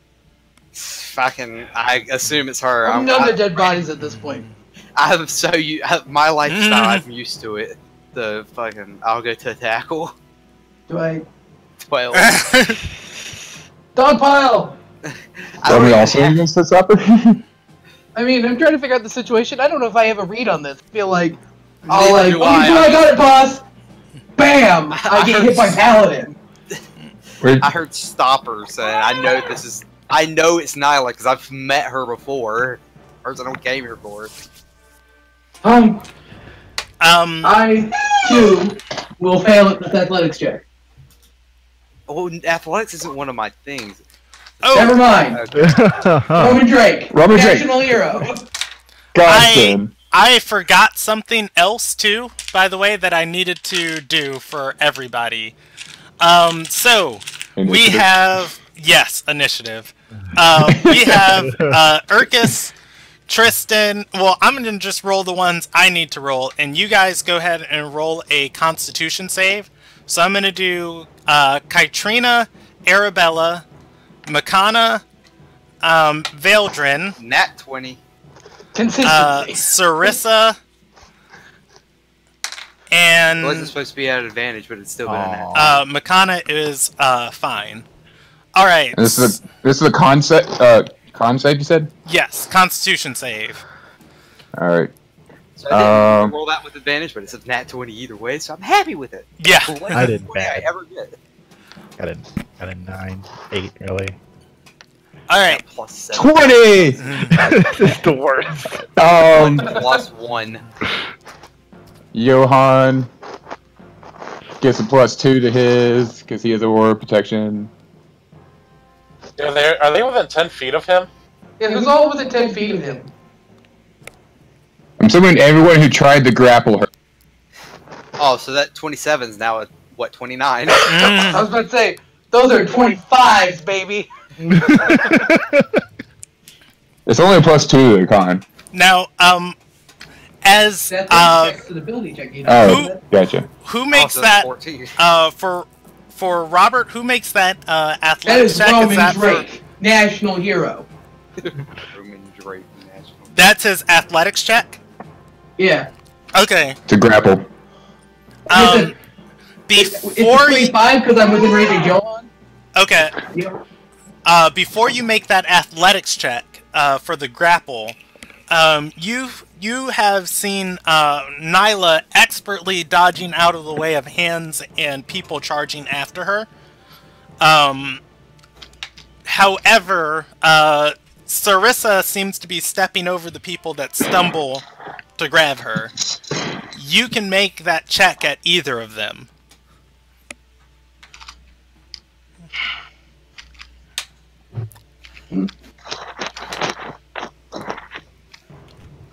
So I can either grapple Sarissa or I can grapple Nyla. Yes. Why not both? I only have 2 hands. You got 2 feet too. I am going to make the bold choice and grapple Sarissa. Oh.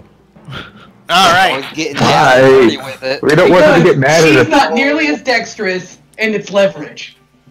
Yeah, leverage against an assassin who's willing to kill. And I'm willing to punch. In the balls. We didn't come here to fight. She's making us fight. Well, you say you didn't come here to fight, but I mean, Yeah, we didn't come I here to did. fight. I didn't say that. All right. So, lots of things happening. Fail. Everybody who rolled less than a 17 on that Constitution save failed. Johan Right. failed, but Brock succeeded. Kaitrina, Makana, Arabella, Valdrin, and Sarissa. The moment... Oh, and this Tristan hasn't person rolled that... yet. oh yeah, go ahead and roll for me, JD. And the person that... a Con Constitution save. And the person that is dangling on the ledge, and Tristan, all feel terribly sick to their stomach. Like Oh, good. an awful nauseous feeling. What? Do I have to roll a save too then? Yes. This everybody up here has to roll the save. It's because the proximity you guys are to Ryren. And my bird sick. Yeah. Not the bird.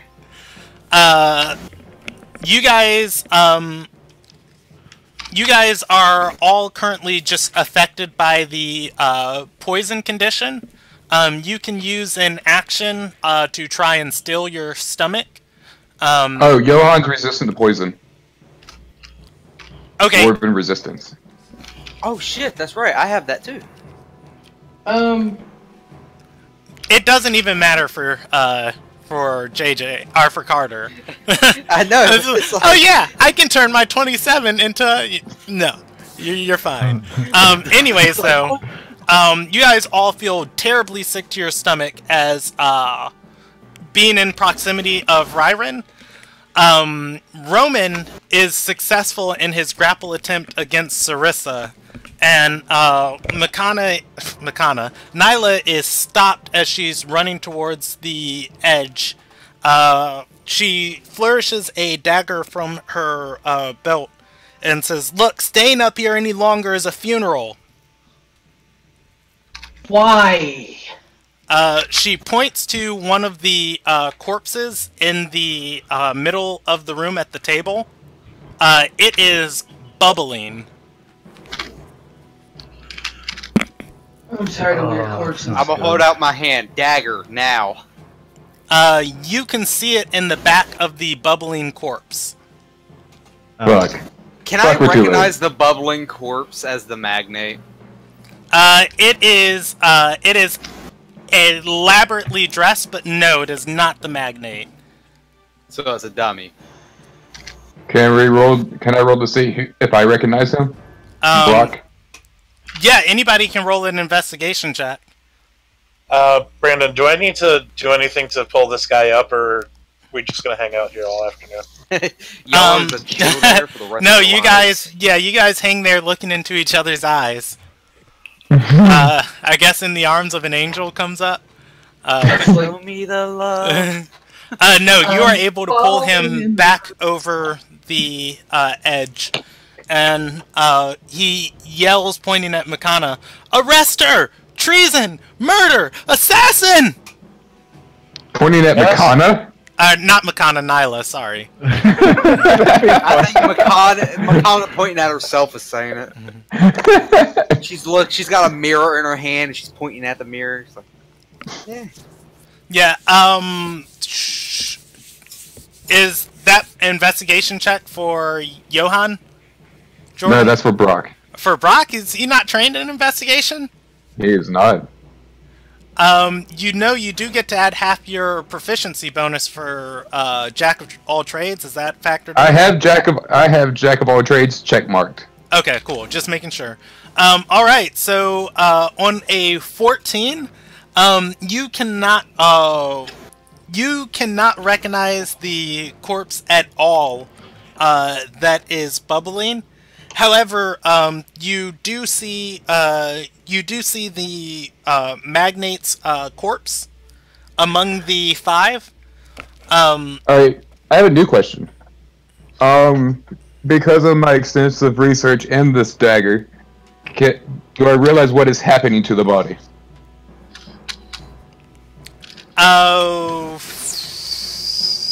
With that 14, no. It would be an Arcana check of sorts to try and realize that. I'm gonna ask Nyla, did you stab the magnate with the dagger? Brock chimed in, obviously not. The magnate sitting right there, dead. Well, that's what I'm asking, because, I mean, there's got to be a cleric here somewhere that can bring him back. If it's just killed by a normal dagger, we can get this solved easy. We do happen to have one of those things. I'm more worried about the bubblingness that's rising from the Ryren dagger. I'm more worried about getting the magnate's body out of here and destroying that dagger. Alright, Brock ran an Arcana check on that bubbliness. Yeah, so looking at this body, it's not only just bubbling, it is building in size, almost as it's kind of restructuring itself and infusing itself and just growing and growing and growing and growing. Think of like a bunch of cancers at a huge rapid pace. Okay. Has anyone seen Zetman? No. Okay. Sorry, I haven't caught that play. Well, schedule for that one went right under my radar. Sorry. That's fine. I get what the picture is. I'm just thinking like the boomers from Left 4 Dead or something. I mean, that's probably what it's turning into. That's what I'm thinking. That's the only thing I can see. Okay, so my plan is, and this is probably gonna be stupid. I'm gonna grab the magnate's body. You're right. That was stupid. Yeah, but that's not the only stupid thing I'm doing here. Now, I haven't gotten a chance to explain the other bodies. Okay. The magnate's body, as you pick it up, is smashed.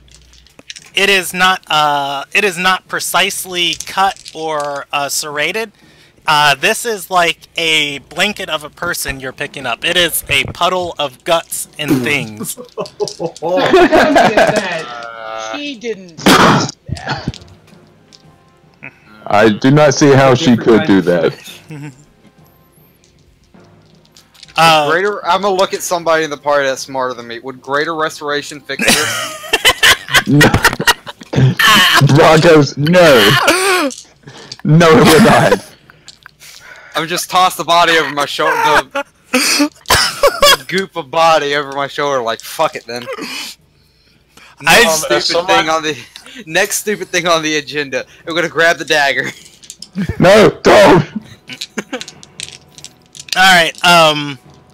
So lots of things happening here, but I imagine there's a lot going on. I imagine just like, would greater restoration fix that? It's just like, you crash your car into a tree at like 100 miles an hour, and it's just like, yes, I think I can take this to my friend Lenny, and he might be able to change a socket or two. Yeah, it'll be fine. Just need the spark plugs replaced. But hey, I tried, damn it. You are able to pick up the corpse, and as you reach for the dagger in the back of the other corpse, the flesh is still bubbling and moving, and you tug on the dagger, and it will not come free easily. And as you are tugging on it, by the way, the hilt of this thing, it is the blade of the dagger is pure white with veins of gold running through it, and the pommel of it, the gold is woven around it, and as the dagger is planted in his back, you can see blood pulsing through the gold veins of the dagger into the pommel. Touching it almost instantly makes you want to vomit. However, you do resist the urge, and as you yank on the dagger, the corpse itself begins to rise and stand up. How tall is the corpse? Like, height-wise? Like, how big are we talking? Deformed human, or like... Well, I want to know if I'm hanging off the ground off of this thing or not, being only 4 feet tall. Yeah, if you're hanging onto the dagger, definitely definitely off of the ground. Okay, so yeah, still hanging onto the dagger, trying to get it out. Like, it is about 10 feet tall, so far. Even better, so I'm over here trying to... So far, and growing. I kind of want this dagger. Come the Okay, fuck so I'm still holding Sarissa. Yes, you are. Okay. Nyla is needs tugging. to talk fast. Yeah, she's tugging on her hand and says, "I'm not about to fight that thing a second time. Let go." Second, what is it? What did you do? Because I'm still about to puke. She that curses. 17. Did I ever figure out what it was? No, you figured out that the dagger was infusing the body with something. Oh, okay. Can I make a check to rip this thing out? Yes, you can. Nyla curses and says, "Bridges, I don't know." I can. But I'm not going to do it while someone else is holding on to the dagger. I'm going to make a check to rip it out. What do I Okay. have to make? I am going to make second or third down decision of the night, and I'm gonna let Sarissa go. Yeah, people who don't want to fight don't have to fight. Too bad Nyla's gonna If take you're not that gonna away. stick around, what's done's done. So you can either help or get her out of here. I apparently have my second demon monster of the night to fight. Brock goes, I do too. And Johan goes, I do too. Alright, let's see. We can handle this on Group 3's grid, would probably be for the easiest. And we will drag over a Tristan, Brock, and Urkus and Bird. Brandon, I'm gonna walk over to the rest of them. And can I do another one of those Constitution saves to try to feel better? Yeah, it is your entire action to steal yourself against it. So, do I just make a strength check here to, Yeah, we're about to, go into, combat. Okay. Alright, so Tristan, we need that to... Let's see. Tristan Philanth. Show nameplate. Players can see aura. Urkus. That is Roman Drake. Show nameplate. See.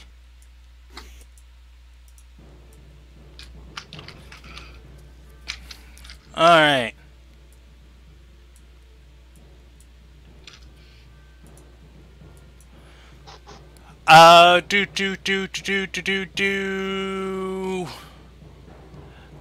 Celebrate should be like closer to the edge, holding on to a guy who's still alive, right? Yes. Valdrin is there, Arabella is there, and Carter is there. Makana is there, and that is our army of NPCs are there. Yeah. Bird thing is there. Go bird! Can you move him closer to me? Yeah, hold on. Let me give Urkus. What is your bird's name? Zorva. Zouvra. Z-O...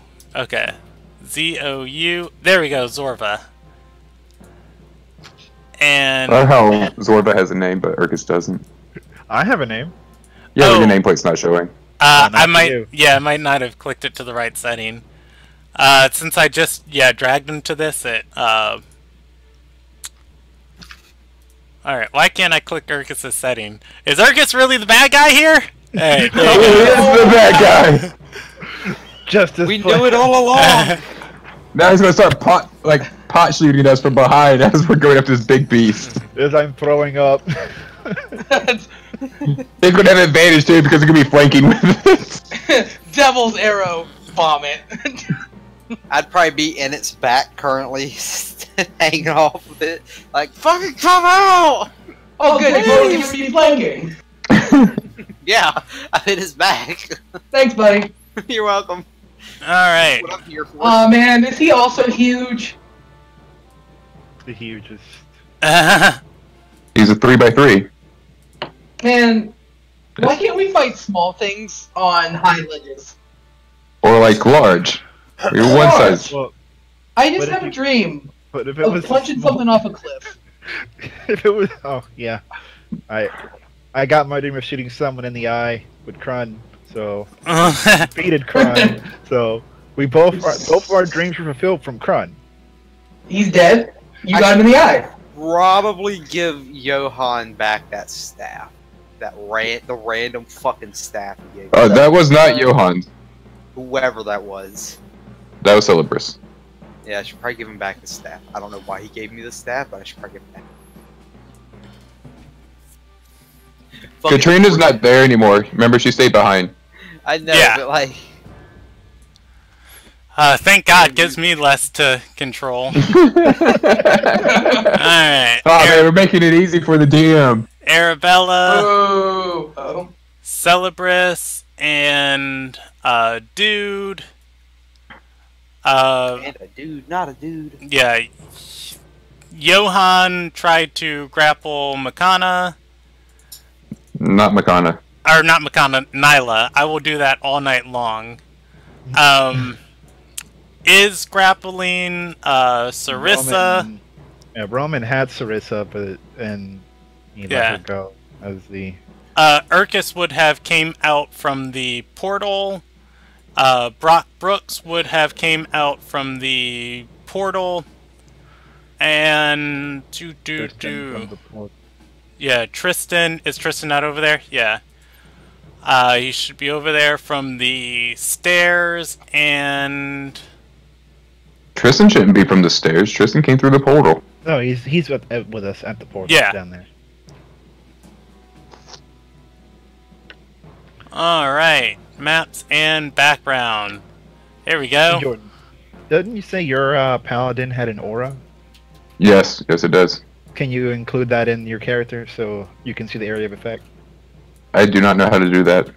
Click on them and then click on the gear, and they have like aura 1 and 2, and you can decide like the feet and Oh, which cool. color do you want. Jesus Christ. Oh, that's the circle that you made, Brandon. I thought that was a circle of his aura. I was about to be, Jesus. May we all just bask in the light. Really? Mostly incandescent. There. I don't know what the big circle is. Like, I did not do that. There we go. Big That's circle's me. Brandon. Yeah, I was trying to draw something. Gotcha. So there goes my aura of protection. I just happen to not be in that. Nobody is, except for Roman. Roman knows. Roman knows what's up. It is 10 feet. It is 10 feet. Yeah. Did you put 10 feet on there? I did put 10 feet on there. That's why it's All 2 right. squares in All right. radius. So then, yeah, it's all good. Would that technically still be on me because I'm only 10 feet from you, but I'm gonna attack you? Well, you are also like 4 feet in the air, or like 5 feet in the air, hanging onto this thing's back. Well, it doesn't say that freaking. It doesn't go up and down. It just says it goes 10 feet It's in a out. sphere. It's a spherical. So just Vehicle. you have to hold it with your hand, and then you take your free hand. Yeah. What is? And I like. You get it in the light. What I do is I start kicking my feet backwards, trying. I like it. You just start swinging. So on the back swing, or protection. And on the forward swing, knees to the back. Now, what it is I put my feet in this back, right? And then when I finally pull off, I flip backwards into it. So you have your deck save when you land, you can nail the landing. Danger Let's put sense the gives diagram. the danger sense would give me the fucking what you call it? My spidey senses are tingling. Yeah. My spidey senses are tinkling. They're telling me to land on my feet here. I feel like they should tell you to do that all the time. Nah, sometimes they tell me to land on my ass, but usually I'm drunk when that happens.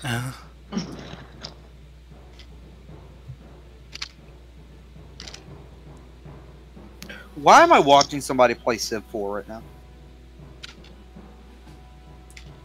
Yeah, while you were setting everything up, I was watching Civ 4 for whatever fucking reason. Alright, there we go. I need to just go back to that layer and send that to the back. Come on, come on, get there, come on, come on, come on! Just do it!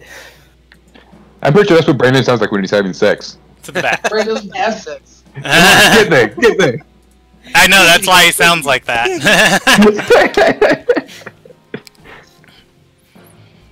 I would have a talk with a magnate about all these fucking stairs, but you know he's dead. He's super dead.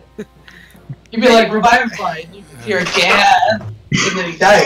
I thought Greater Restoration would have helped there, but I mean, I guess not. Greater Restoration does not heal death. We need a really high-level necromancer. And someone who has murdered someone into a bloody pulp, I can tell you, that's not going to be fixed with that stuff. What about Revivify? I'm pretty sure Revivify is more or less just a defib. You're like, touch! Ah! And then, as long as you're still intact, you're good. It's You like, summon me back as a puddle! Come back. You come back, you're just sitting there. Kill me! Kill me! Alright. well, it's like Greater Revivify is Resurrection. What about True Resurrection? I think that's what I mean. Unless Resurrection is the middle level. It is. It's like it goes Revivify, Restoration, or whatever. Revivify, Raise Dead, Resurrection, and then True Resurrection is the order. True Resurrection, like, makes you minty fresh. Yeah, you come back basically with no injury. True Resurrection can also fabricate a new body for you. When Maybe we can find a cleric. When you roll initiative, make sure you have your thing selected so that you get added to the turn order. How'd you get an 11.4 for initiative? Oh, I put my Wait for the 0. No, I put the what you call it? never mind. My if you hit the little gear like next to spells, there's a thing called add dex tiebreaker to initiative. Oh, okay, fair enough. That way, if anybody were to gotten an 11 as well. Oh, wrong one. I rolled a 16 on that first initiative. I don't know if it accidentally. You'd have to change it in the turn order. I rolled a 16 on that first initiative. Okay, Yeah, just give me go on. 1 second. Getting All you have to do everybody is go to on there. the number, you click it, you'll be able to change it yourself. And Arabella, not gonna be pretty. Fuck! We got a nat 1 then a nat 20 right next to each other. Yeah, then that 20 was... Sunrise, sunset. Watch that nat 20 be for the enemy, not us. Alright. Click on Johan. Click on that first initiative. Dude, Brock natural Brooks crits matter for already initiative? got his, and alright, I need to roll 2 more initiative. Wait. What the hell happened? Oh well. Here's where my first initiative was a 16, but since my first initiative was a 6. Oh, that's... Never mind. That's Brock. There he goes. You're so weird. Jesus Christ. I know. That is going to be a lot, but we will move through it very, very, very fast. Oh, crap.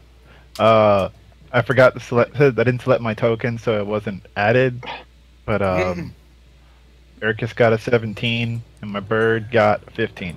Your bird's going to move on your round. Oh, So okay. 17 for Urkus. And Brandon, you have to change Johan to 16 because I forgot to click off of him okay, let when I put my me. initiative the first time. Johan is 16, and sort descending order. You guys have 1 initiative, which is surprising because there's maybe 2 enemies. Wait, how did I win initiative? Brock rolled in that 1. Right? I rolled a 6. Wait, no, That was. you guys should be able to see the turn order there. Can you? I can see. I don't see the enemies. Yeah, the enemies aren't even on the turn. Yeah, the Yeah. enemies at 18, and well, the NPCs 18 for the giant thing. Nyla is moving at 10. The guy that Celebrus rescued is moving at 8. So, what 2 of us. question, though? 1 initiative.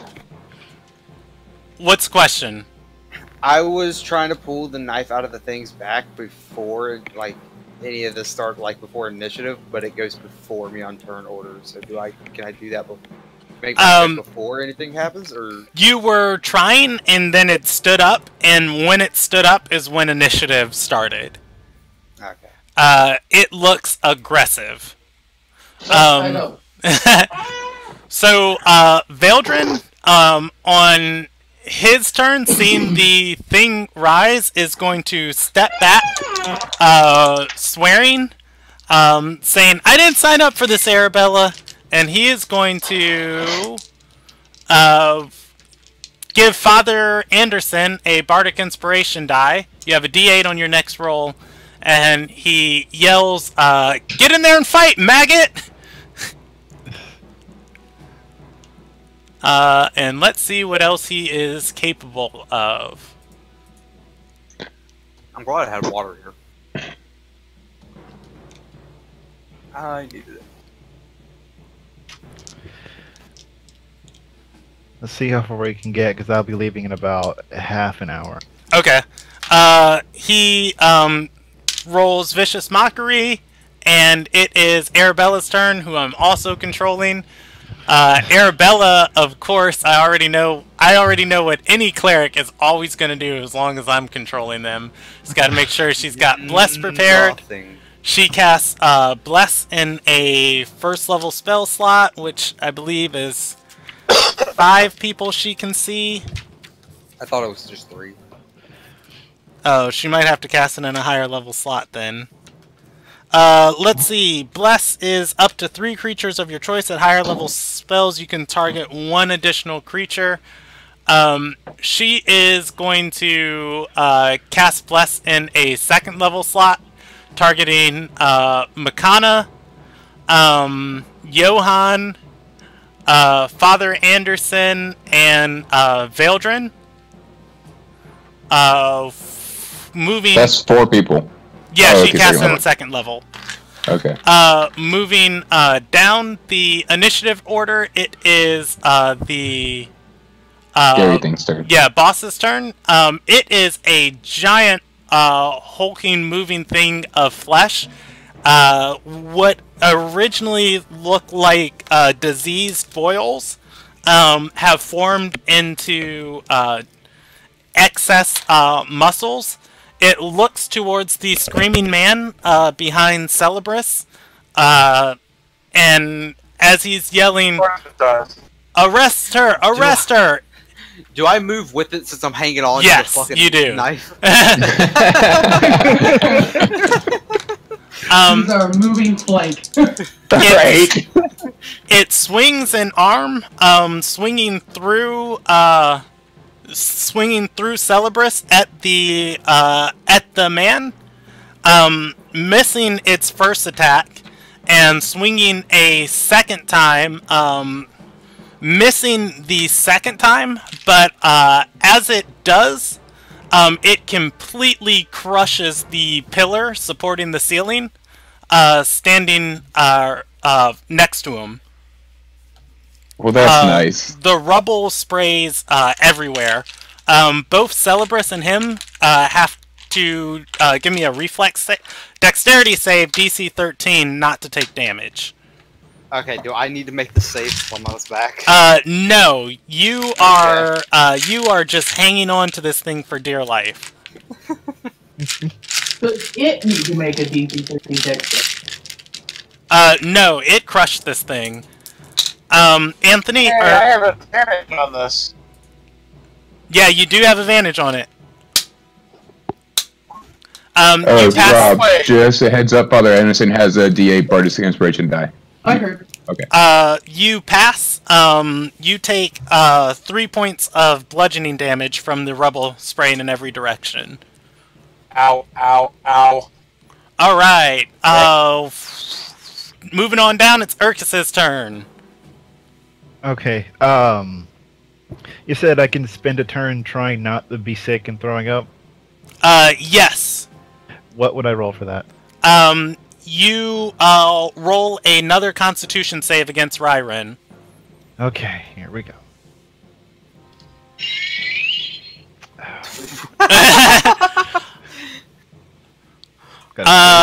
Yeah, let's see. You are near Tristan. I don't know. Tristan doesn't have any aura bonuses. He looks like a paladin. Just looks Yeah. like one. You still have your bonus action if you can want to do anything with that. Let me look and see. Why don't you move into Johan's Aurora, or Johan's Aura? Can I His do Aurora that? Yeah. Borealis? Yes, you Yeah, can. let me get far away from this thing. I can move 30, right? Yes. That is. Oh, that's nothing. Yeah, I can move that.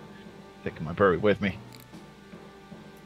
Did I forget to make that con save for Yes, you did. Father Anderson? You were like So while 20 we're- no, you So, even though we're in this aura, we're still being affected by it, right? Until the next turn. didn't. Until the next turn, then you get a +2 on the Yes. check. Okay, so Uh, this seems like a nice guy. We'll come over here. Things feel nice here. Johan's turn. Woo! I'm gonna move Ericus out of the aura. It's like, hey, buddy, how's it going? Hi, how are you doing? I have. Johan has no spells left to cast, so I have no key left to use either, don't feel bad. I don't know what is inside this thing square or outside this thing square. So let me know if I'm Oh, inside. or not. I'm Back sorry, one. I forgot to mention that table is shattered rubble. It is difficult terrain. Alright. Shit, now I have to look at my character sheet to see how much movement speed he has. Probably 30. No, 25, because he's a dwarf. Ah.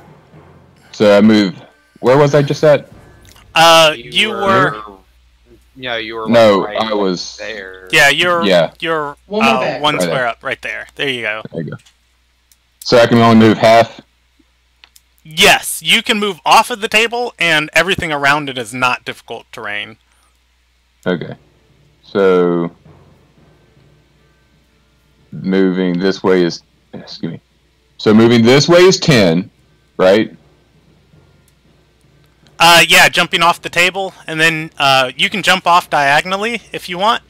That square right there, and then move from here. This square right here is still rubble. Yeah, but half of it is, half of it isn't. So you're not going to let me take any negatives on movement by standing there? Yeah, if you jump off into that square, you'll be fine. Okay. So this is 10. And then I have 15 movement left. Alright. I do not know this guy's square, but it looks like I'm within range. Yeah, roll me an attack roll. Oh, look at you as you're swinging. Don't hit me! There is I'm not another a dwarf, pinata. hanging on up there, trying to get this dagger. I'm going to hit him with my war hammer. I'm not a pinata. Don't hit me. Alright, roll it an attack roll. That's not gonna hit. I'm going to use extra attack and attack it again. Alright, roll me a second attack roll. That is also not gonna hit. Sadness. You do have a D4 you can add on either of those. Do I? Oh, did we cast Bless? Arabella casts Bless on you. Not everybody has Bless. Gotcha. D4 then. Gives bless to the random dude. Well, no, Johan was traveling with you guys. Oh yeah, that's right. Gives it to Johan. Doesn't give it to the guy hanging on the back of the fucking thing. That is a 16. I rolled max. The 16 is not gonna hit. Well then, damn it, Brandon, why'd you get my hopes up? So you can see what the AC is of this thing. Now we know that it's not 16. Yeah, your hammer starts bashing against this thing. What was once flesh seems to be calloused hide now. Gotcha. Moving down the list, it is Celebrus's turn. To try to stop the poison effect takes an action. If I were to give up my movement action, would I be able to do it that way or no? No, you don't have a movement action, you have movement per round. So you just have your standard and bonus actions. You also get a +2 to that con check. Yeah. That con save now. Does he? He's not in your zone. Yeah, he is. Yeah, that- Celebrus is. Oh, Celebrus. Sorry, Yeah. I thought it was somebody else. I was looking. I literally took a quick glance up and didn't see his name right at first. Like, wait a minute. I'm going to rage up, Alright. and I'm going to take a swing with my flail. Believe. Do I have advantage with Carter as he is, or no? Yes. Carter is threatening this thing. Even Yes, though, that is- yeah. That's 20! Nat 20! Crit! Oh. Crit! Roll damage. Does the rage damage apply twice? No, it does just not. rolls. Alright. Okay. So You gotta do it again? No, it auto does it. Oh, does it? Yeah. Does it auto do it when it doesn't know which one to choose? You rolled with it. Yeah, damage. it rolls it separately, so it's that 1d8 right there is the extra damage. Alright, Okay. so you are gonna bash this guy one good time with your flail. It doesn't seem to hurt it that much, but somewhere underneath all of that there are bones that you hit. This thing is organic. And since I did attack it, it has disadvantage on any attack rolls against anyone besides me. And if they are hit, There. Alright, it is Makana's turn. Make the DM cry. You cannot move through rubble. Yeah, Makana is going to take the dash action. And the quickest way between two 2 points is a straight line, so 5, 10, 15, 20, 25, 30, 35, 40, 45, 45, 50, 55, 60. And her dash action is going to land her right there. Just as an FYI, Brandon, the fastest way between 2 points is not a straight line. It is teleportation. True. Reality. Diagonal. It is Carter's turn on this thing's back. Okay, so am I still raging? Is the real question. Did you ever start raging? I did when I went to tackle Nyla. Oh, yes, you are still raging. It has not been a minute yet. Okay, so I'm gonna try and rip this dagger out of the thing's back. All right, go ahead and give me a check. Just straight strength. Yep, you have advantage on Okay. strength checks when you're raging. Yes. You also get a +2, thanks to being in my sphere. 20. Well, it's not a save. That +2's to save. Oh, you're right. Yeah. Never mind. Well, it's Maybe. not just raging now. Since I took the bear a second time, I get advantage on push, pull, lift, or break objects. Yeah, it's an athletics check, by the way. Oh, you said I asked you if it was a straight strength, and you said yes. It is athletics. So if you're trained in athletics, you can add your proficiency. I'm not, so it'd be the exact same thing. Yeah. All right. With that 19, you tug on this thing with all of your strength, and it is like trying to pull Excalibur out of stone.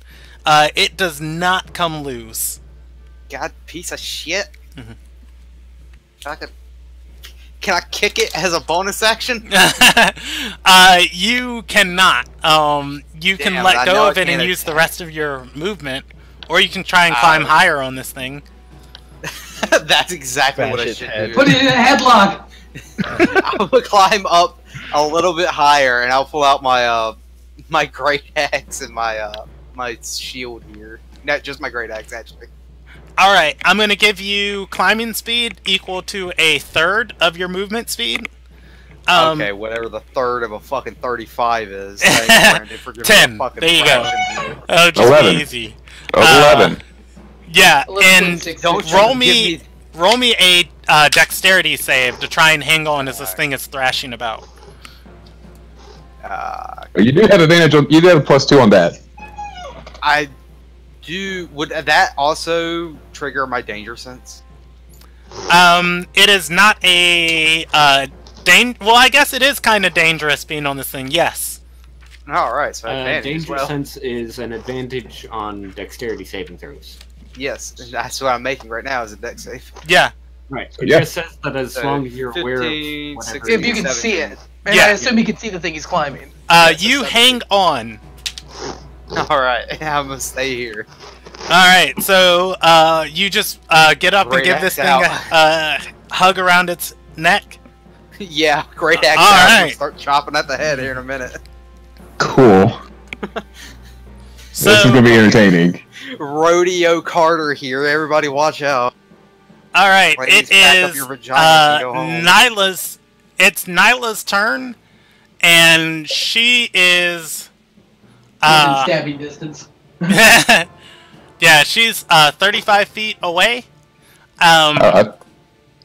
She is going to first walk to the railing, leading Sarissa to the rope, and start ushering Sarissa down.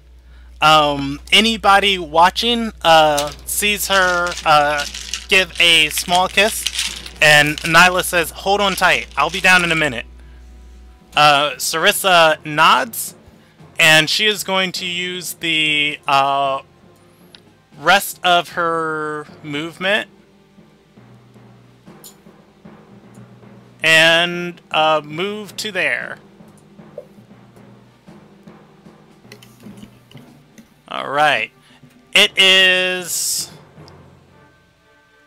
oh, it's old dude's turn. Distance? Other old dude. The old young dude. guy that Celebris saved. Young old dude. Yeah. He's probably going to bolt. Yeah, jumping from all of the rubble flying towards him, he stands back and says, I am Prince Marcus of the throne of Arter Sarai. You will not attack me, you savage brute! Yes, because that'll work. Man, I thought Broad was entitled. He yells at the thing. Ah, yes, more noble bards. It is Tristan. It is Tristan's turn. Hey! And the fun! Yeah.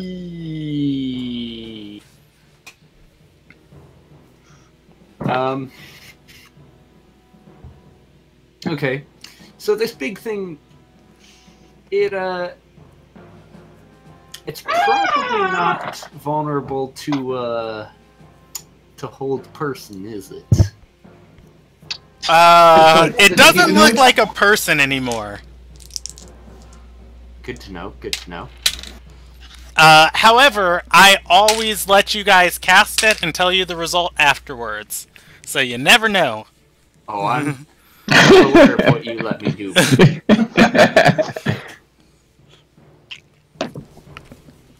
Alright,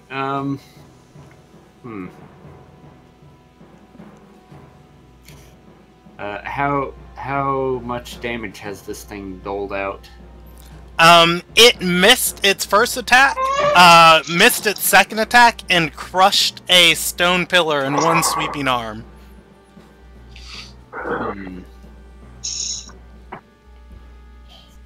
Okay, so nobody has been damaged too badly yet. In that case, I'm gonna go with spiritual weapon in my 4th level slot to make it 3d8 plus my modifier. Put more tokens on. Oh, he has more tokens. More tokens, more dice rolls. I am going to give it to you as a mirror. Is that okay? Yeah, that's fine. Look, it's that mirror that Tristan has. Whoa. Okay, but I just thought of something that I'll ask on my turn. This is gonna be a dumbest fucking question, dude. So just be ready. Okay, so a natural 20 is gonna crit, so I need to roll 6d8 plus 5. Good lord. That's gonna be 37 force damage. Thanks, Adventure Dad. Alright. Wait, that's not all. Oh wait, there's more! Brandon, are you going to allow me to cast another spell that isn't a cantrip, or shall I just Sacred Flame? Is Spiritual Weapon cast with the bonus action? It is. Yeah, you'd have to, Sacred Flame. Okay. I'm fine with that, though. Low roll on that damage. Dex save, DC 16. Alright, DC 16, it is going to make it. It makes it with surprising ease. This thing, How? although That's it so is rapid. massive, this thing is a cat on its feet. Fuck. Alright, it is, Father Anderson's turn. Yay. Okay, hold up. So, difficult terrain, is that like, it takes half my movement speed?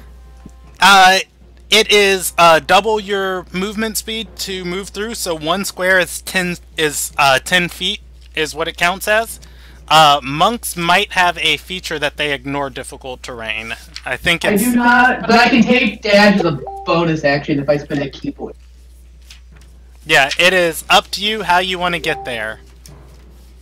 Okay, so hold up. So this would be 30 feet Yes. of movement. Yes. And then 40? Yes. Fine by me. I got 40 feet of movement, and I don't intend to get that close. Cool. Now that I'm settled in position, I will now cast Guiding Bolt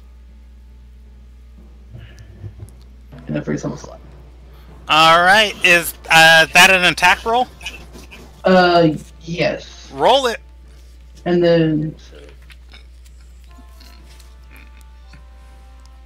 assume the 22 hits. 22 does not. No, I'm kidding. Hit. Roll damage. Do I have that said? 4d6s? Yeah. Yeah. Alright.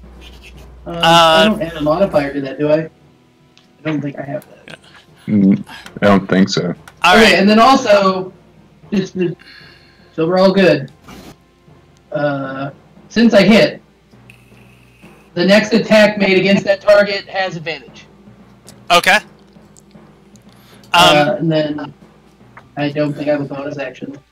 It is Roman Drake's turn. Oh, cool. So that voice that just explained things, but sailor. Yes, Yo ho ho, took a bite of gum gum. But then Nyla's over here doing. That's 25.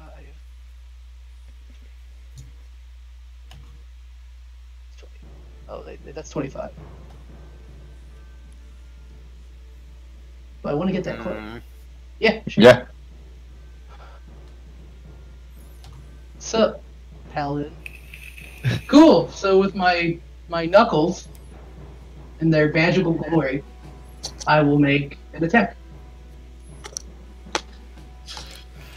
Oh, snap. Is this... No. Yeah, this is the first time they get used. 13 is going to miss. Oh, yeah.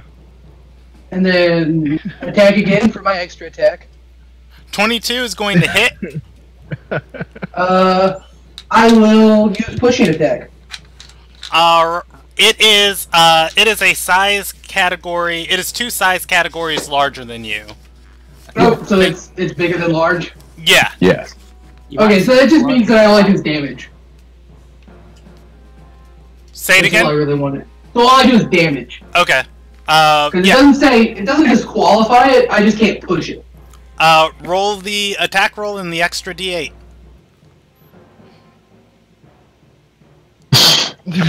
Minimum. Woo! Alright, 8 points of bludgeoning man. damage. Bonus attack. You saying that it was 2 sizes larger and it's not large, that kind of discourages the question now. Well, because I'm a medium creature as a normal So sized am I. king, so. No, I was gonna ask. Since with the Jesus.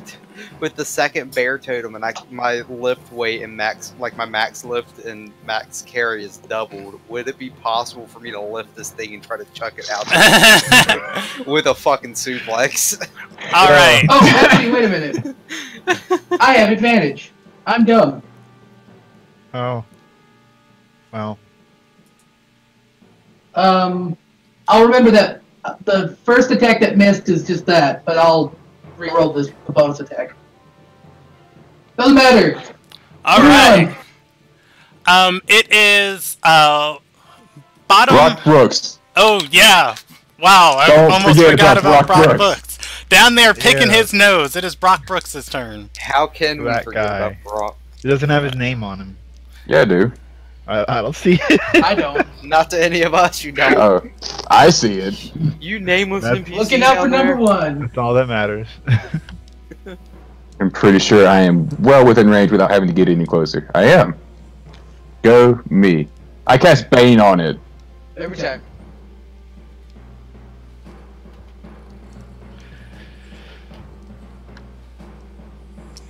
Oh, Bane? I'm sorry, that's me. Yeah. Yeah, that It fails the, what, wisdom save?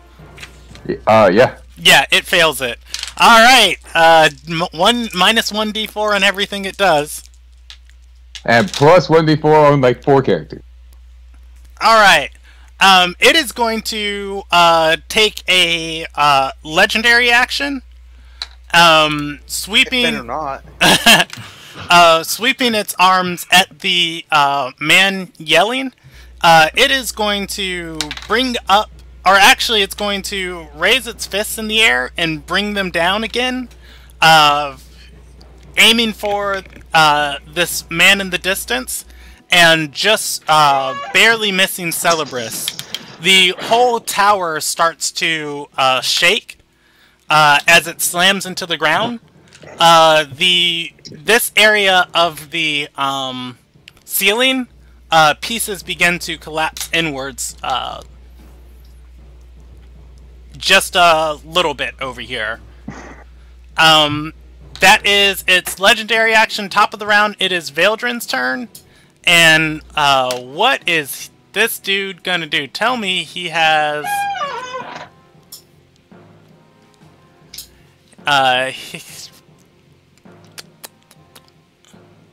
Wait, why does he know that? Back.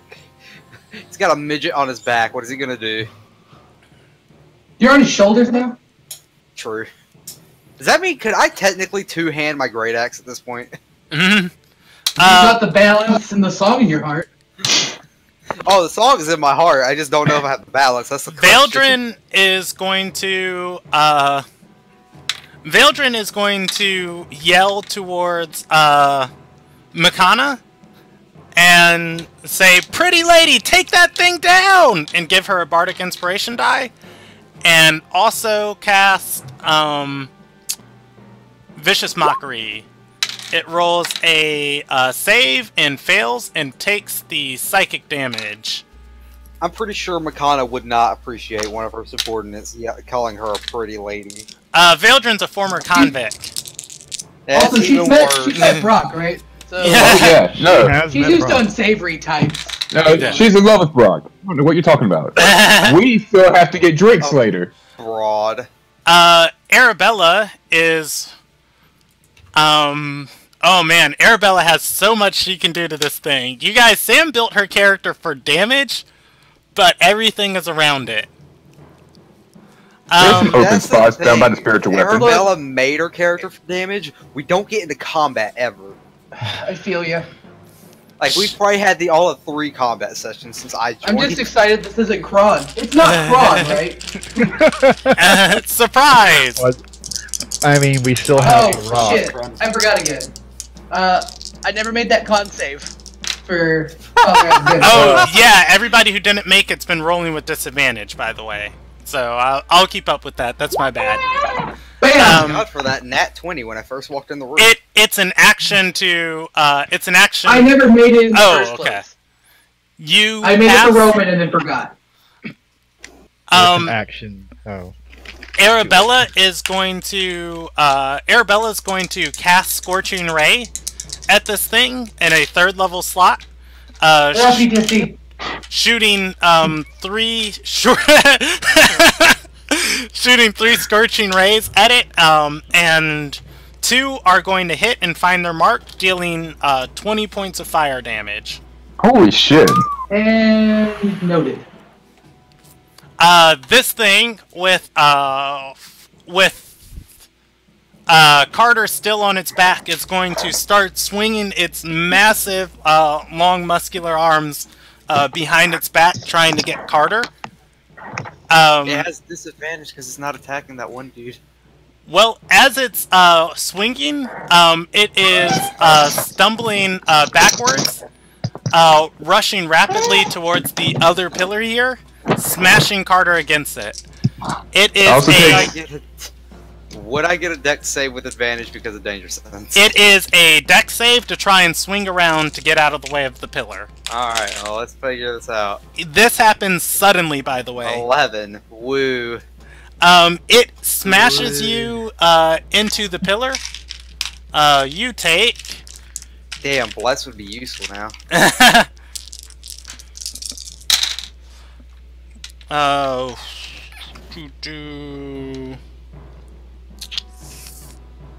10, 17, 26, 38. 25. Hold on, let me get my calculator.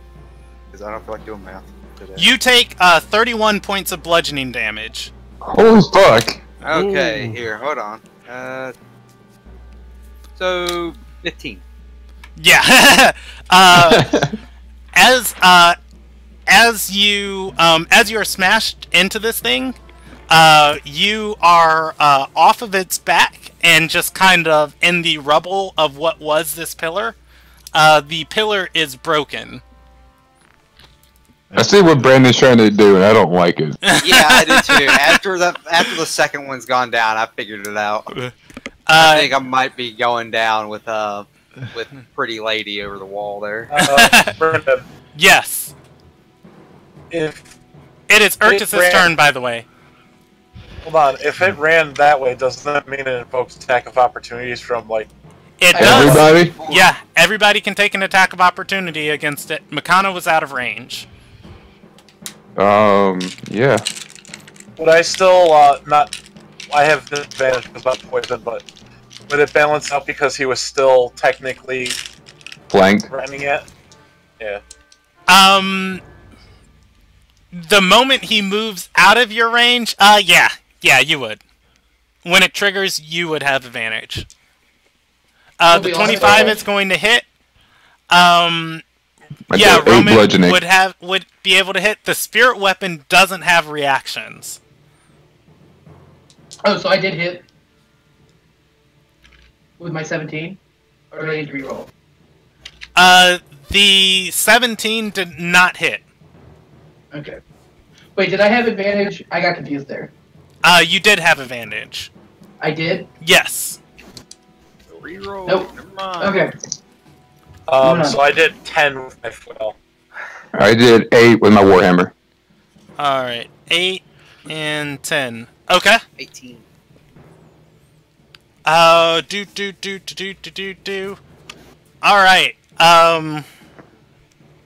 it is, Urkus's turn. Yep. I'm gonna try the con save one more time. Might be the last thing to do before I go.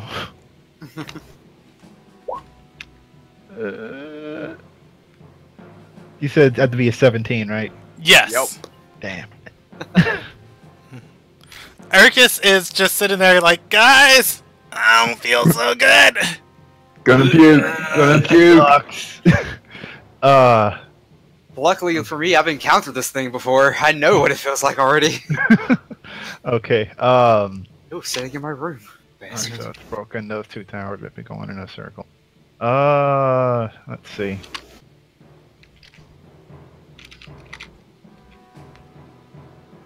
Just because I probably don't trust Nyla, maybe. Maybe? I don't know. Fuck it. Oh, move. Believe. Since it's probably going to be Believe in moving the to weave. another pillar. Why would they say that to him that?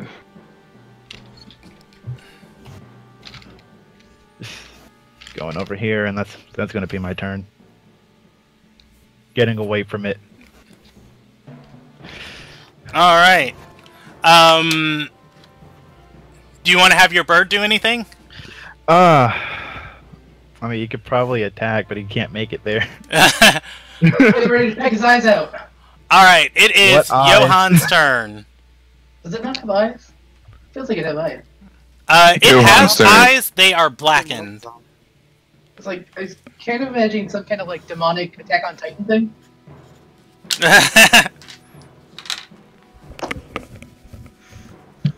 I guess Johan's just gonna get up in his grill.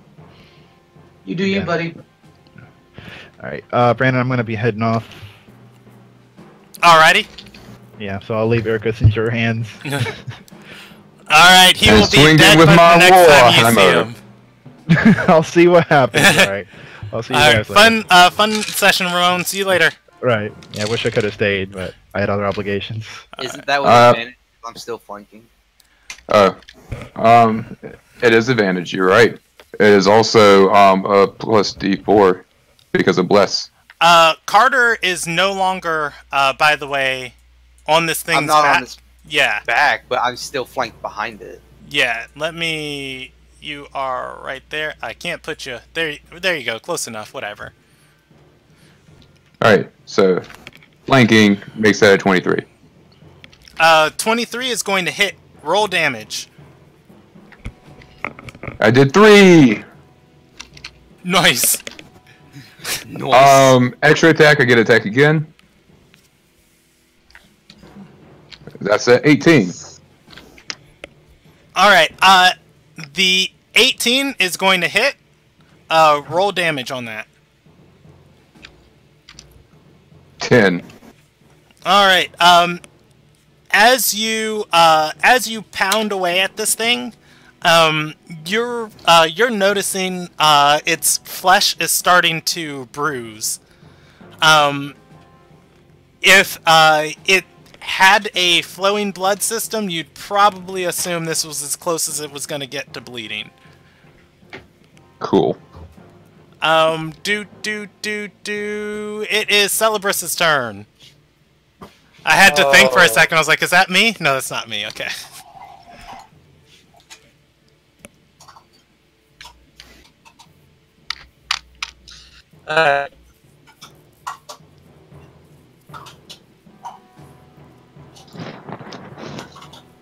Oh, by the way, that red area next to Johann is a ruined hearth. It is on fire. Well, glad I didn't step in it then. Should probably put that out at some point. I don't do well in combat unless there's an active fire. Nice and toasty. It helps if I'm in it, but I mean, you can do a belly flop right now, just whee! Like a fool. Sorry, I'm actually contemplating my options here. I'll keep making jokes. Trust me, I've been contemplating leaving all of y'all for a while now. I've started to notice like a lost cause. I'm going to reckless attack. And I'm going to strike with my fist. 24? Alright, 24 hits. For 7. 9. 9. You're right. Excuse me. Alrighty. And that's your only attack, right? I can attack again with a bonus action, actually. Yes.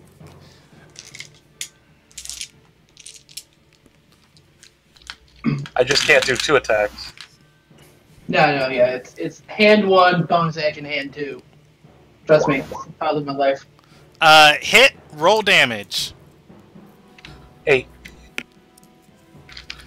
Alright, 8. It is going to take a legendary action at the end of your turn. As you run up and hit it, it is going to swing a long muscular arm at you. What is your current AC? Well, since I did unarmed strike instead of using my weapon, my It's agile rolling parry, a 17 at you right now. I don't. it matches, but it does have advantage. All right. With advantage, it is definitely going to hit.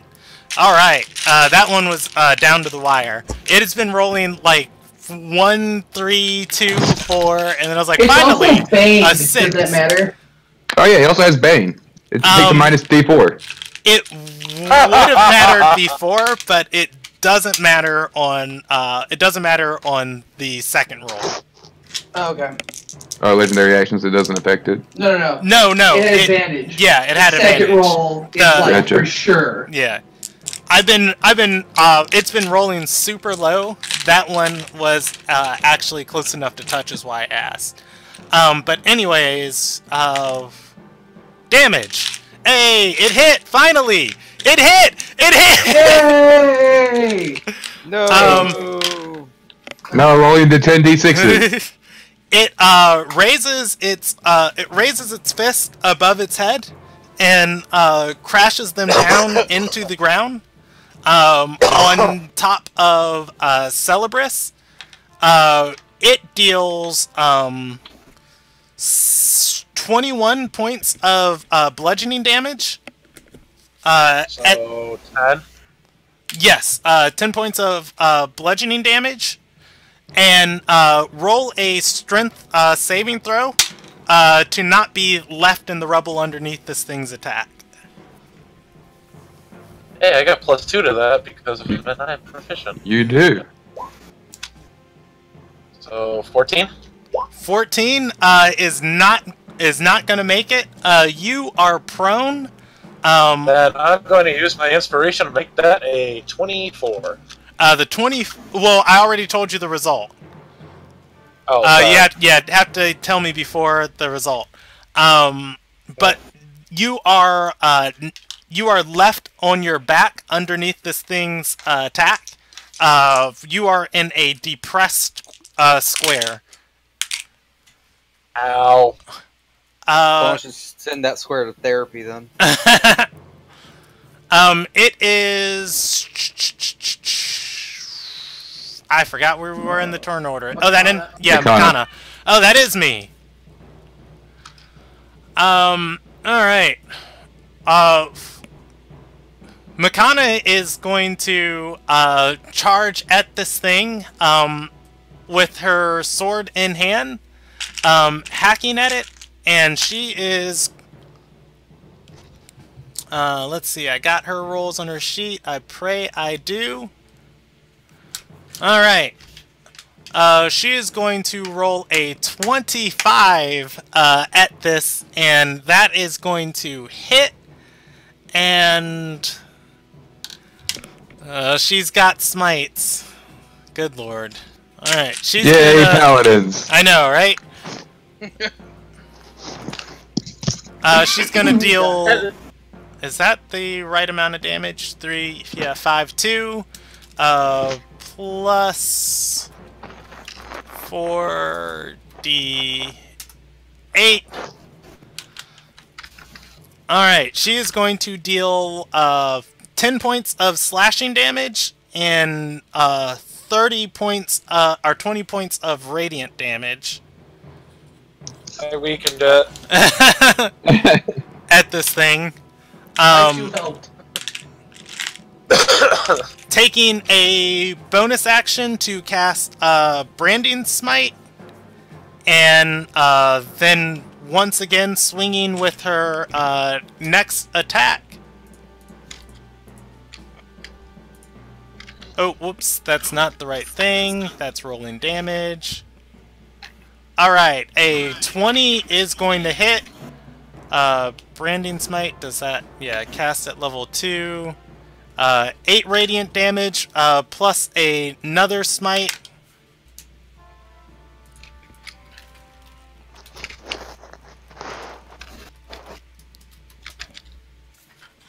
Alright, historic lows, it's great. So let's see, 8 plus 8 is 16, plus 15 is 31. Alright, this thing is staggering. That is Makana's turn. And it is Carter's turn. See, I would reckless attack, but I'm already flanking it, so there's no need. I'm gonna go ahead and two-hand my battle axe. No, wait, ooh, should I two-hand my maul? Decisions. I'll battle axe it. 16 hit? 16 is not gonna hit. Do you have extra attack? I have extra attack, yeah. And it's a crit! So I don't know why that rage doubled, but it shouldn't have, so that's 12, 14. I don't know why the rage doubled, hold on. Yeah, I don't even have anything there for the rage to Off. Okay, whatever. That's cool. All right. You plant your axe in this thing's skull. God, that's a long jump for me. Jesus. Yeah, say, do you want to describe how Carter kills this thing? Oh, jeez. Okay, if I'm playing it in its skull, the first one's just I'm gonna pop one leg off, or at least wound it so it gets down on the knee, so I can reach the skull. Well, you're still you just like tucking yourself up, bouncing off of the sword, and then just being like. That's even better. Yeah, I was thinking more like wall jumping from the giant onto the pile of debris, back onto the giant, way up to its skull. Now run off of a piece of debris, jump off of the sword. That's the dagger in its back, and then I plant it as I'm coming back down. Fucking bam, and then ride my great axe all the way down like it's freaking Pirates of the Caribbean. The sails. All right. And you land in front of it? I do. So I land somewhere. Anywhere. All Behind right. it.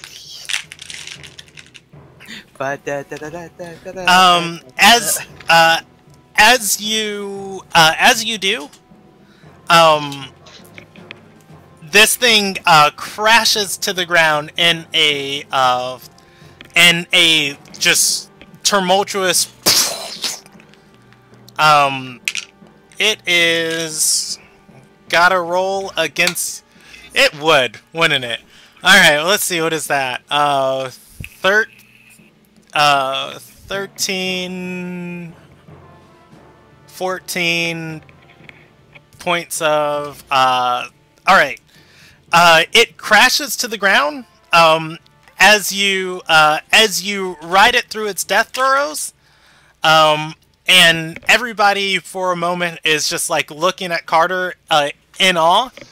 After rodeo riding it throughout the entire fight, rodeo Carter fighting blow. 8 seconds, baby. Hey, this is Cowboy Carter. Watch out, ladies! Pack up your vaginas and go home. Like that, man. Does Carter want to do anything else with his turn? It would take another action to try to rip out that dagger from his back, so no. Yeah. Alright, at the end of Carter's turn, this thing puts its arm on the ground, pushing itself back up. As it does, it roars and is going to dash forward, clotheslining and picking up the prince and slamming him into this pillar. The fucking prince was here? Who was the prince? Wait a minute. When did the prince get here? Opportunity attacks? Yes, you guys do get opportunity attacks, but you also have to roll dexterity saves as this thing just gets up and just straight bull dashes through you guys. Do I need to roll a dex save? Yes, everybody near him. He is sweeping his arms at you guys. Everybody has a +2 to it as well. Except for Roman Drake. You're not in the war sphere? Oh, no, you're not. 16. Thank God for danger sense there. Roman Drake, about to be paced. And then I guess I'll swing at it with my my battle axe. Brandon, I'm prone. Do I even get a save or no? You get one with disadvantage. You can try and roll out of the way. But Actually, I have advantage, so... You have, you have one roll to win them all. That's a 12, but that's plus my shield's bonus, so it's a +2 plus the +2, so that's a 16. Does she also have an aura, or no? Makana does have an aura. Let's see. If it's plus her charisma modifier, it's +3. If you're standing near Makana. Yeah, I am near Makana. So does that add to his that's fun. They do not stack. You only get one of them. I would take the +3 over the +2 here. So instead of 14, instead of what? It's a 17 now instead of a 14. 24. Am I good? Let me calculate this thing's save. Before you, I'm using my inspiration. You're using your inspiration? Okay. Yeah, beat rid of that net one. Well, beats the net one. I was gonna say, like, it's better than that's better than 1. My first one was That's a 16. 13 there, buddy boy. All right. It is DC 20, and Bullshit. yeah, Anthony is the only one that is the only one that gets out of the way of it. How is the guy who's in a freaking crater the only one that makes this? Well, his stepped arms over are you. like in the air, so he just goes straight over you. All right. Can we still make our attacks of opportunity here? Or is that just to negate our attacks of opportunity? probably You can still make your attacks of opportunity. Where? Cool. Cool. Again, do I get an attack of opportunity or no? 19. Yeah, being prone, no. I'm so upset. It's basically a coin flip. I have a +8. The 8 misses, the 19 hits, the 18 hits. Cool. 7. 8. Alright, the boss is still standing after each of those. Does he keep going, though? Yes, Because I thought he when charges. you get hit by attack of opportunity, it stops you movement. You'd have... No, you need to be a sentinel. Yeah. No, it doesn't turn your movement into 0. You can still move, but it would stop your movement still. No, his charge goes through. Okay. I'm about to roll 2 different damages. Well, don't forget, for the everyone. Oh, go ahead. Everyone is damage that everyone receives is halved. Well, resistances don't stack. Yeah. For me, so I can't really go half. I can't do the half attack. For those who made the check, or for those who failed the check, take 36 points of bludgeoning damage as this thing tramples over you guys. 20. Oh, wait. So that 18? Yes. So how much? 36 for those who So were 18. trampled. The prince takes 20. The prince takes 41 points of bludgeoning damage as this thing picks him up and smashes him into this pillar. Why the pillars? Why So, can't he not? Even after that, I'm still not bloodied. I don't doubt it because barbarians. Just still rocking, like, okay. Hell, hold on, I'll second wind real fast. Give me a second. It is I'll be dead. it is Nyla's turn. The prince, who is completely, Dying? yeah, like chest crushed inwards, limp in this thing's grasp.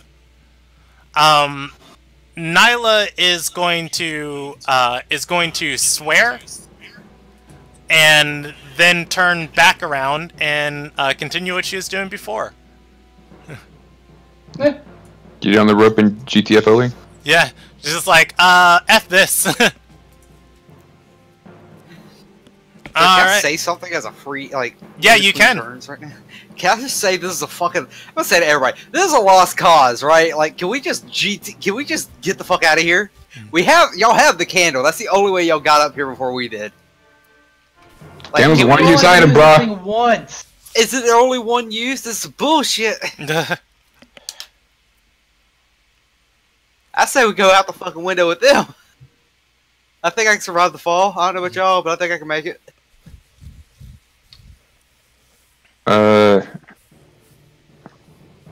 Whose turn is it next after Nyla? Oh, sorry. That is the prince's. He rolls a death saving throw, and Wait, the answer isn't yes? and passes. Yay! 0. Brandon, did he take reduced damage for his too or no? No, He is not an ally or enemy of your guys's. He's just neutral. Poor neutral guy, not getting benefits. He should complain to the union. I was about to say he works for Walmart. He hasn't done his 60 days yet. It is Tristan's turn. 90 days. Oh boy. Alright, so I thought we killed this thing.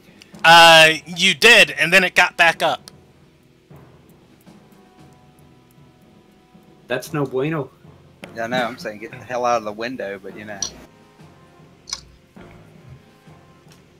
That's where Carter's going. Is out that fucking window here in a minute. Alright, so there's... By the way, the exit? the skin on this thing is starting to boil again. The exit is the stairs you guys came up through. The closest building to leap to is on the western side of the tower, and the you see Nyla climbing down a rope on the northeastern side. Oh, I can actually draw all of that out. Hey, the wonders of modern technology. I know, Brandon. Welcome to the 21st century.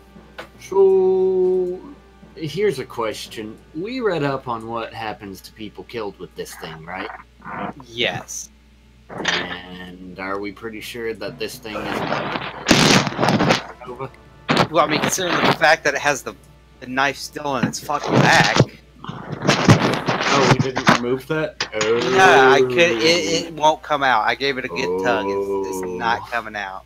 That's why I said earlier, this is a lost cause. Let's get the fuck out. Can I run up to it and cast Remove Curse? You can? I don't think you have enough movement. I do not have enough movement. You are correct, sir. Alright. What if I throw him like a lawn dart? I will allow it if you guys do a Sailor Girl transformation before. I don't know what that is, so... Sailor Moon! Over my head. A lot of things do that because I'm only 4 feet tall. Alright, I'm gonna use a bonus action to manipulate the sword into making another attack, and then I'm gonna move up closer. Telling you, lawn dart. Just fucking... The brown circle is rough terrain. Oh, is it? I should probably not get in that then. I'm gonna go stand near Johan. Everybody loves Johan. Can't imagine why. Hi, I'm Celebrus. I'm in a crater. The sword says stabby stabby. Alright, that 20 is going to hit. That's force damage? Yes. And that's going to be 17, actually. Good heebie-jeebie. Alright. And for my main action... That was just a bonus. Jesus. That is just a bonus. This is how clerics roll, bruh. Brett. Alright, I'm gonna cast a Shield of Faith on myself to raise my AC by 2. I respect you. Why sit No, behind? wait, that also what, costs a bonus action to cast. Curses! Okay, never mind. Well, I mean, do you that. can still... I think you can still do it if you use it as an action. No, it has to be a bonus action. Does it have to? Yes, unfortunately. Alright, in that case, how many people got walloped? Well, I mean, I've been walloped pretty well, but... The one who's in the hole. Yeah, the one in walloped. the hole could probably use something. I was like everybody in range that isn't Father Alexander. Okay. In that case, I'm gonna blow a 3rd level slot and cast Mass Healing Word. Targeting. And messing with words does like an area damage at 60 feet. Yeah, no. So 60 feet. Oh no, wait, that's also a bonus action. Why are all my cool spells bonus actions? Because you didn't check prior. Sections. Let's get everybody Alright, in here, including our enemy.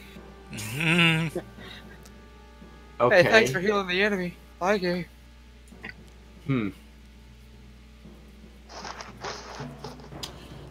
Brandon, here's a question. Could I cast Remove Curse and then hold it as a charge in my hand?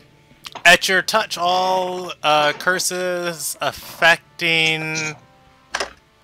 I'm gonna say you can, but it dissipates at the end of next turn. Okay. In that case, I'm gonna look at whoever wanted to lawn dart me and say, Lawn dart! "Get me on that thing's back." Lawn dart! What is this? A strength check? An athletics check? What is this? Let's lawn And dart I the hell will out of use my action to prepare to be launched. Alrighty. Lawn dart. Roll. You can. Roll to Tristan. lawn dart. Yeah, Tristan can be launched by the two dwarves underneath him, using them as like a stepping stool. Johan and Carter. Alright. Advantage on because it's a strength check. It is Father Alexander Anderson's turn. Let's see. Oh, that's 30 feet. Oh, that's 30 feet. Oh, we're not doing this turn? Oh, I was ready. That's 30 feet to get on top of him. No, Oh. no, it's 30 feet to attack. Yeah, Okay. I've got 5, 10, 15, 20, 25, 30, 40. You How see, far are we I would still be able to make it, Yeah. but 5 feet. I'm going to use Radiant Sunbolt. As I am away of the He's got the Sunbolt. radiant sunbolt now. He does. Yeah, Oh, flashy. I'm gonna shiny. Hadouken. That's what's gonna happen. Everybody watch out So, for the evil containment wave about to go down right here. do I have? No? Okay. Let me elaborate real fast. So yeah, so I can... Yeah, I can hurl searing bolts of magical radiance. Alright, go ahead and do it.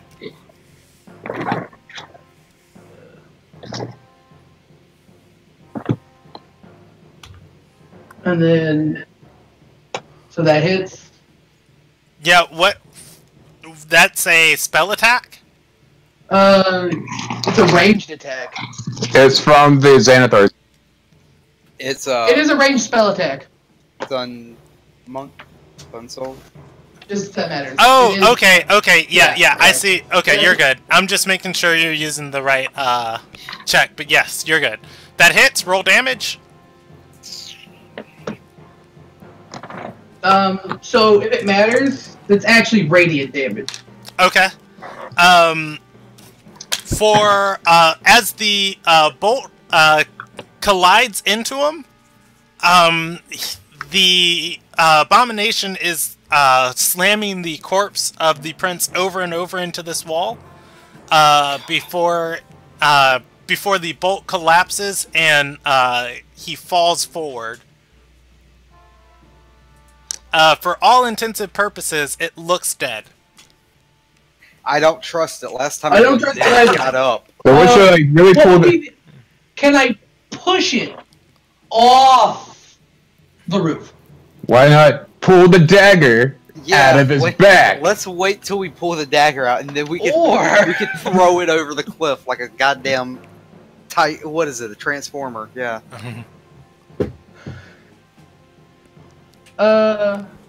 Cool. So bonus action time. I will cast Shield of Faith All right. on Roman Drake. It looks like a trusting guy. Get in there. He's also the closest, Yeah. and I've seen what this thing can do. Actually, Makan is the closest, but whatever. Closest to the monster. Yeah. Oh. It is Roman Drake's turn. Oh, well, you know, I'm not close.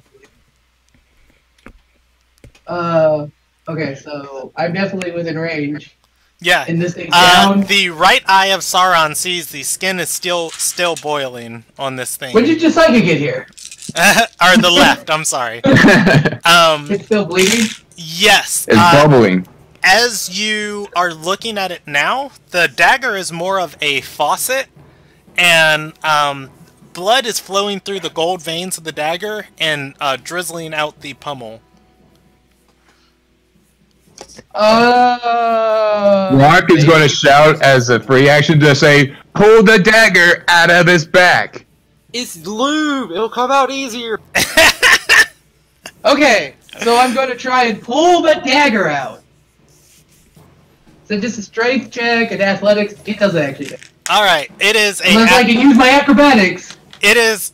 Yeah, you can use your acrobatics and do a flip on top of it, landing on the hilt, plunging it further in. And so, do I help, guys? Just do that front flip, land one-legged on it. Look what I can do! I can die fabulously. So, you know, Him off the side of the roof. Roll me an athletics check. I mean, it does. Wait. Before anything. Are you gonna use your inspiration on me? Brock Brooks is going to use his inspiration on to re-roll that. Friendship. 16. You are going to get on top of this thing and start huffing and pulling, and the whole time you're doing this, it is like a fountain of blood spraying on you. You tug with all of your might, and you feel it loosen, but you can't quite get it out of the flesh. I need help! I have an idea. Let's just cut the meat out around it and then just carry it out like a fucking steak. I mean, I've got silver short swords. Fucking get to cutting. Fucking. I can make a bonus attack. You better start cutting like a steak, motherfucker. Are you gonna start hacking into this thing? Yep. Because I needed to do something with that bonus action. It's looking pretty, ain't it? Alright, roll it. Better be like Talladega Nights, start cutting around the skin. Damn it! Every time. Yeah, the flesh is hard around this thing as you stick your short sword forward. Isn't it prone? It is. Oh yeah, you have advantage on it. Oh, cool.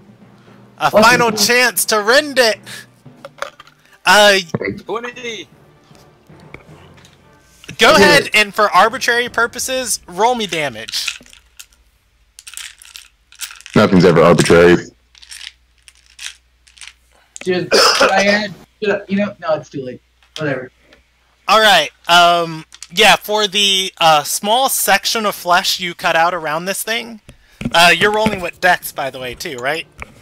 Yeah. Yeah, for the small section of flesh you cut out around this thing, like surgically inserting your silvered short sword, you see the insides of this thing are a blackened tar, and you pull off the chunk of flesh that this dagger is lodged into. The tar. Oh, go ahead. So I'm currently wielding dagger with flesh. Yes, the tar at this point around the dagger is like stone. Gross. Well, now that bit. So we have combat. You are technically out of combat. So, Don't feel safe. I'm gonna casually walk over to everybody and throw this in the fire. Alright. I don't think that's the best way to destroy it. There's probably a better way. Maybe before you throw it in the fire. Roman has solved most of his problems with fire so far. We're saying. Does Brock, after all his research, know that fire will or will not destroy this thing? Brock does not. However, this thing was forged in a holy divine earth fire. Oh, so that's regular fire's not going to do shit to it. What I was about to say So I is guess you can stop me. Yeah, I'm going to stop you. It's like, that's not going to work. Can somebody else? This is gross. I'll take it. Brock Brooks goes and snatches the dagger from Roman. Also, how about you have the cleric do what he was going to do? Final blow. And let the cleric try to remove the curse thing that he was going to do. Oh yeah, I touched this. Am I cursed now? I mean, I don't think you are. I was holding on to it while I was hanging on its back. I think you're fine. So we're out of combat right now, Brandon? Yes, you guys are technically out of combat. I'm just reading a... Can we quick thing? Shove that thing off the rail? I mean... Decepticon? Or pull it into the fire? Or you just shove it off. It is the thing. The thing is shrinking as you guys are discussing it at a pretty rapid pace. Cool. What about the flesh? What about the flesh that's still attached to the dagger? It is not. It is. It is rock hard.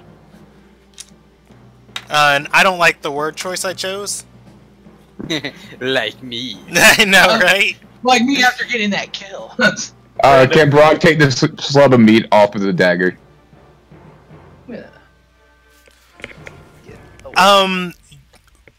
Brock can try.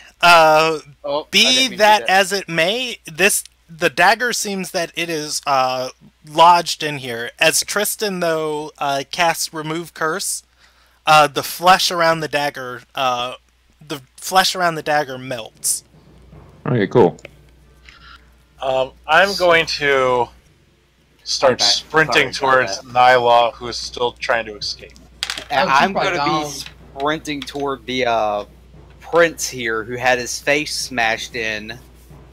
He did. He's not dead. That's the thing. He had a death saving throw. He was succeeded one death saving throw so far. Yeah, he can still be alive. While I have this chance, I'm gonna pour down his throat a potion of greater healing. All right. After you guys got out of combat, I've been rolling death saving throws for him every 6 seconds. He was at 2 successes and 2 failures. Well, I got this just in time. I'm giving this potion of greater healing.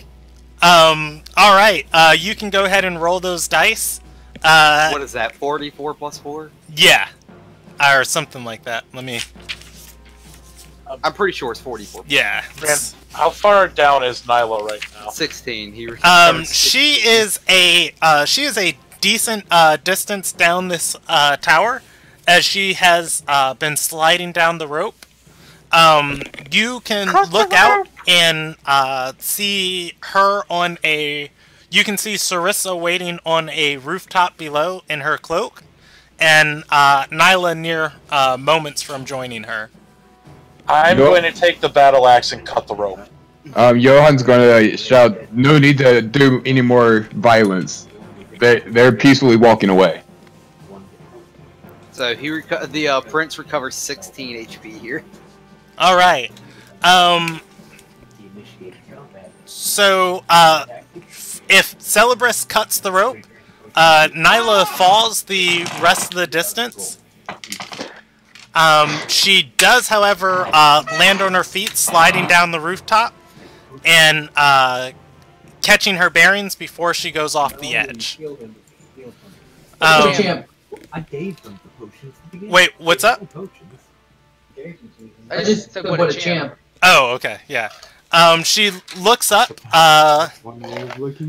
and points her dagger towards Celebris, and then turns towards Sarissa. Thanks, Alexa. Stop. And points her dagger towards Celebris before joining Sarissa and scaling down the rest of the roof of the castle. Brandon, can we stop here? Because I am needing to go to bed. I have work in the morning. Yes, we can.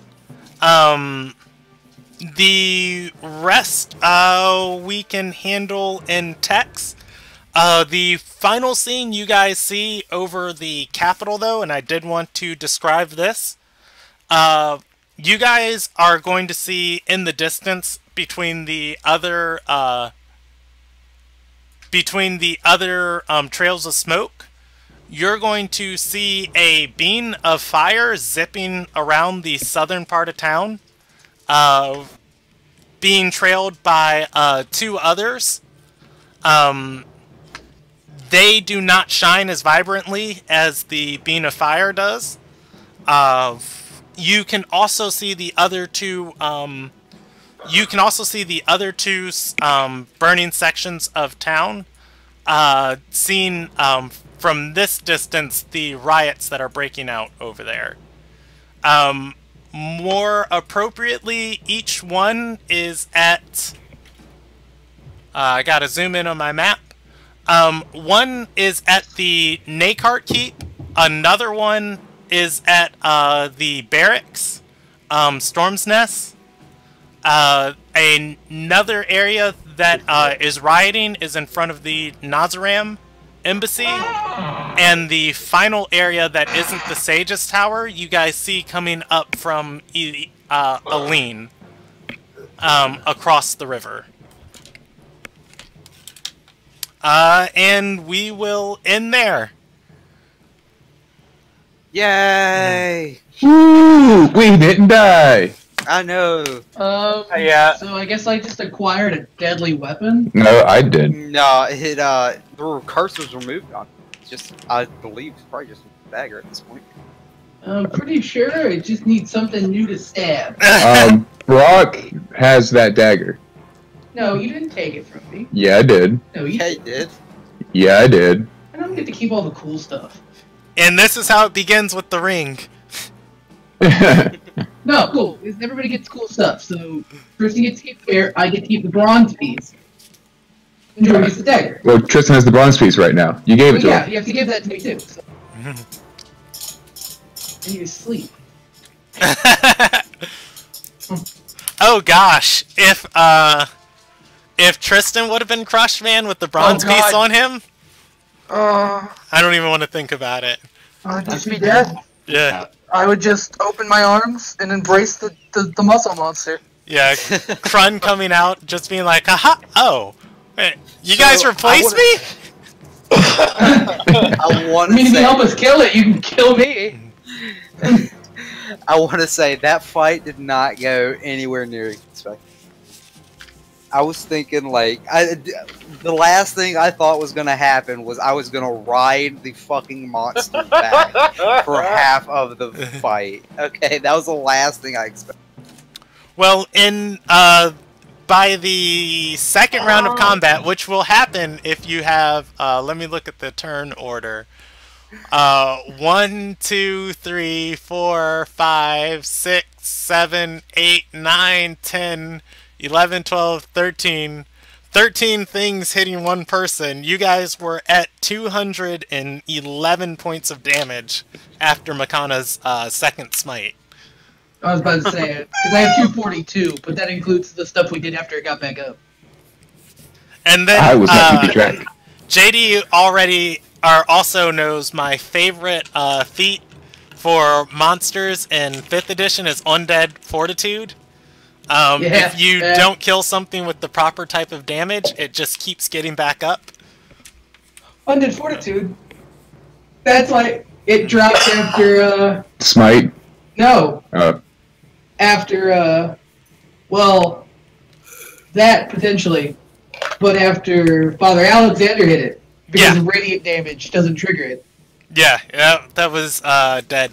I tried to foreshadow it a little bit with Gavrillo. I gave him a feat called Relentless, where he would not die unless you guys did frost damage to him. And that's oddly specific. That is oddly specific. Also, well, I just changed the radiant keyword, and then he still had to roll saves against the damage each time. No, it just feels weird, like...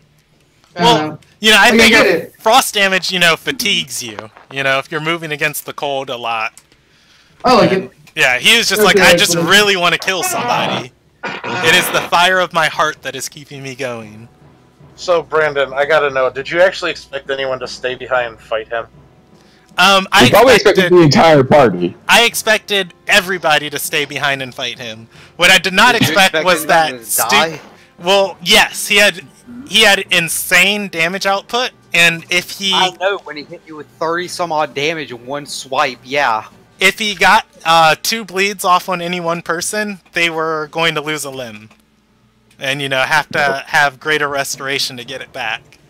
So what were you not expecting, Brandon? I was not expecting that half damage thing. That slowed him down. His thing was he's just going to be, like, dropping people, and it's like, alright, you're on the ground, and the more people he dropped, the harder his fight became. God, yeah. And then you have someone giving everybody half damage. Half damage and disadvantage on everything that isn't at the person who takes half damage. Which is why I hate barbarians. Probably also also didn't help that a paladin was doing like 20 to 30 points of damage each turn on him. Like, damn it, you love Carter and you know it. His ornery ass riding, cowboying a fucking enemy. I think this might be my new favorite barbarian build, though, is the Astral Protectors. That The is support barbarian? Support barbarian. Just hearing that hurts to say. It does, but it's so true. Heretics. Alright, so EXP. EXP. I will discuss it in the group chat because I guess I want to do. I guess I'd like to do a prologue, and then the next leg of the campaign we can just start. Well, yeah, I guess I will give everybody who is level 7 here experience for that, and everybody who isn't level 7 will move to level 7. Damn. And then the people who are like partly through level 7 will maintain their EXP. What is? Good, so I'm partway through level 7. I will have to give that in the group chat though, because I made these creatures appropriate to what respectively like 7 people would be fighting, and then like 17 people would be fighting. Nyla actually had stats and was going to participate in the combat. She had 2 qualifiers that would either make her an enemy or an ally, and then the one that made her they were both dependent upon the prince, and then he died, and then she was like, well, I got no... The magnate died. Yeah. I saved the prince, damn it. Yeah, you saved the prince. She saw the prince die. And then she's like, well, I got no reason for being here. Bye. I'm about to cash in on that, too. In this text RP, I'm going to cash the fuck in. Brandon, you're just gonna jump whoever's level 6, level 7? Yeah, in the next leg of the campaign. We'll still have the prologue, so leave your characters at where they're at. I will tally up the combat EXP, though, and post that in the group chat. Because I'm only, like, 1,800 away from 7 as it is. Me too. That's why I was like, oh, that benefits Jordan more than me. Right. How much basically what, flat level 6 all the way to level... I mean, I got a little bit of experience from last campaign in Group 2, but, like, mostly from flat level 6 to level 7. How much am I at? Alright, well, I would just leave my characters as is, Brandon, and then you let me know. Okay. I have to go. Oh, bye. Bye. Peace. Alright, and I'm only 8,500 from 8. Who knows? Maybe that fight put me at 8th level. oh, let me end this.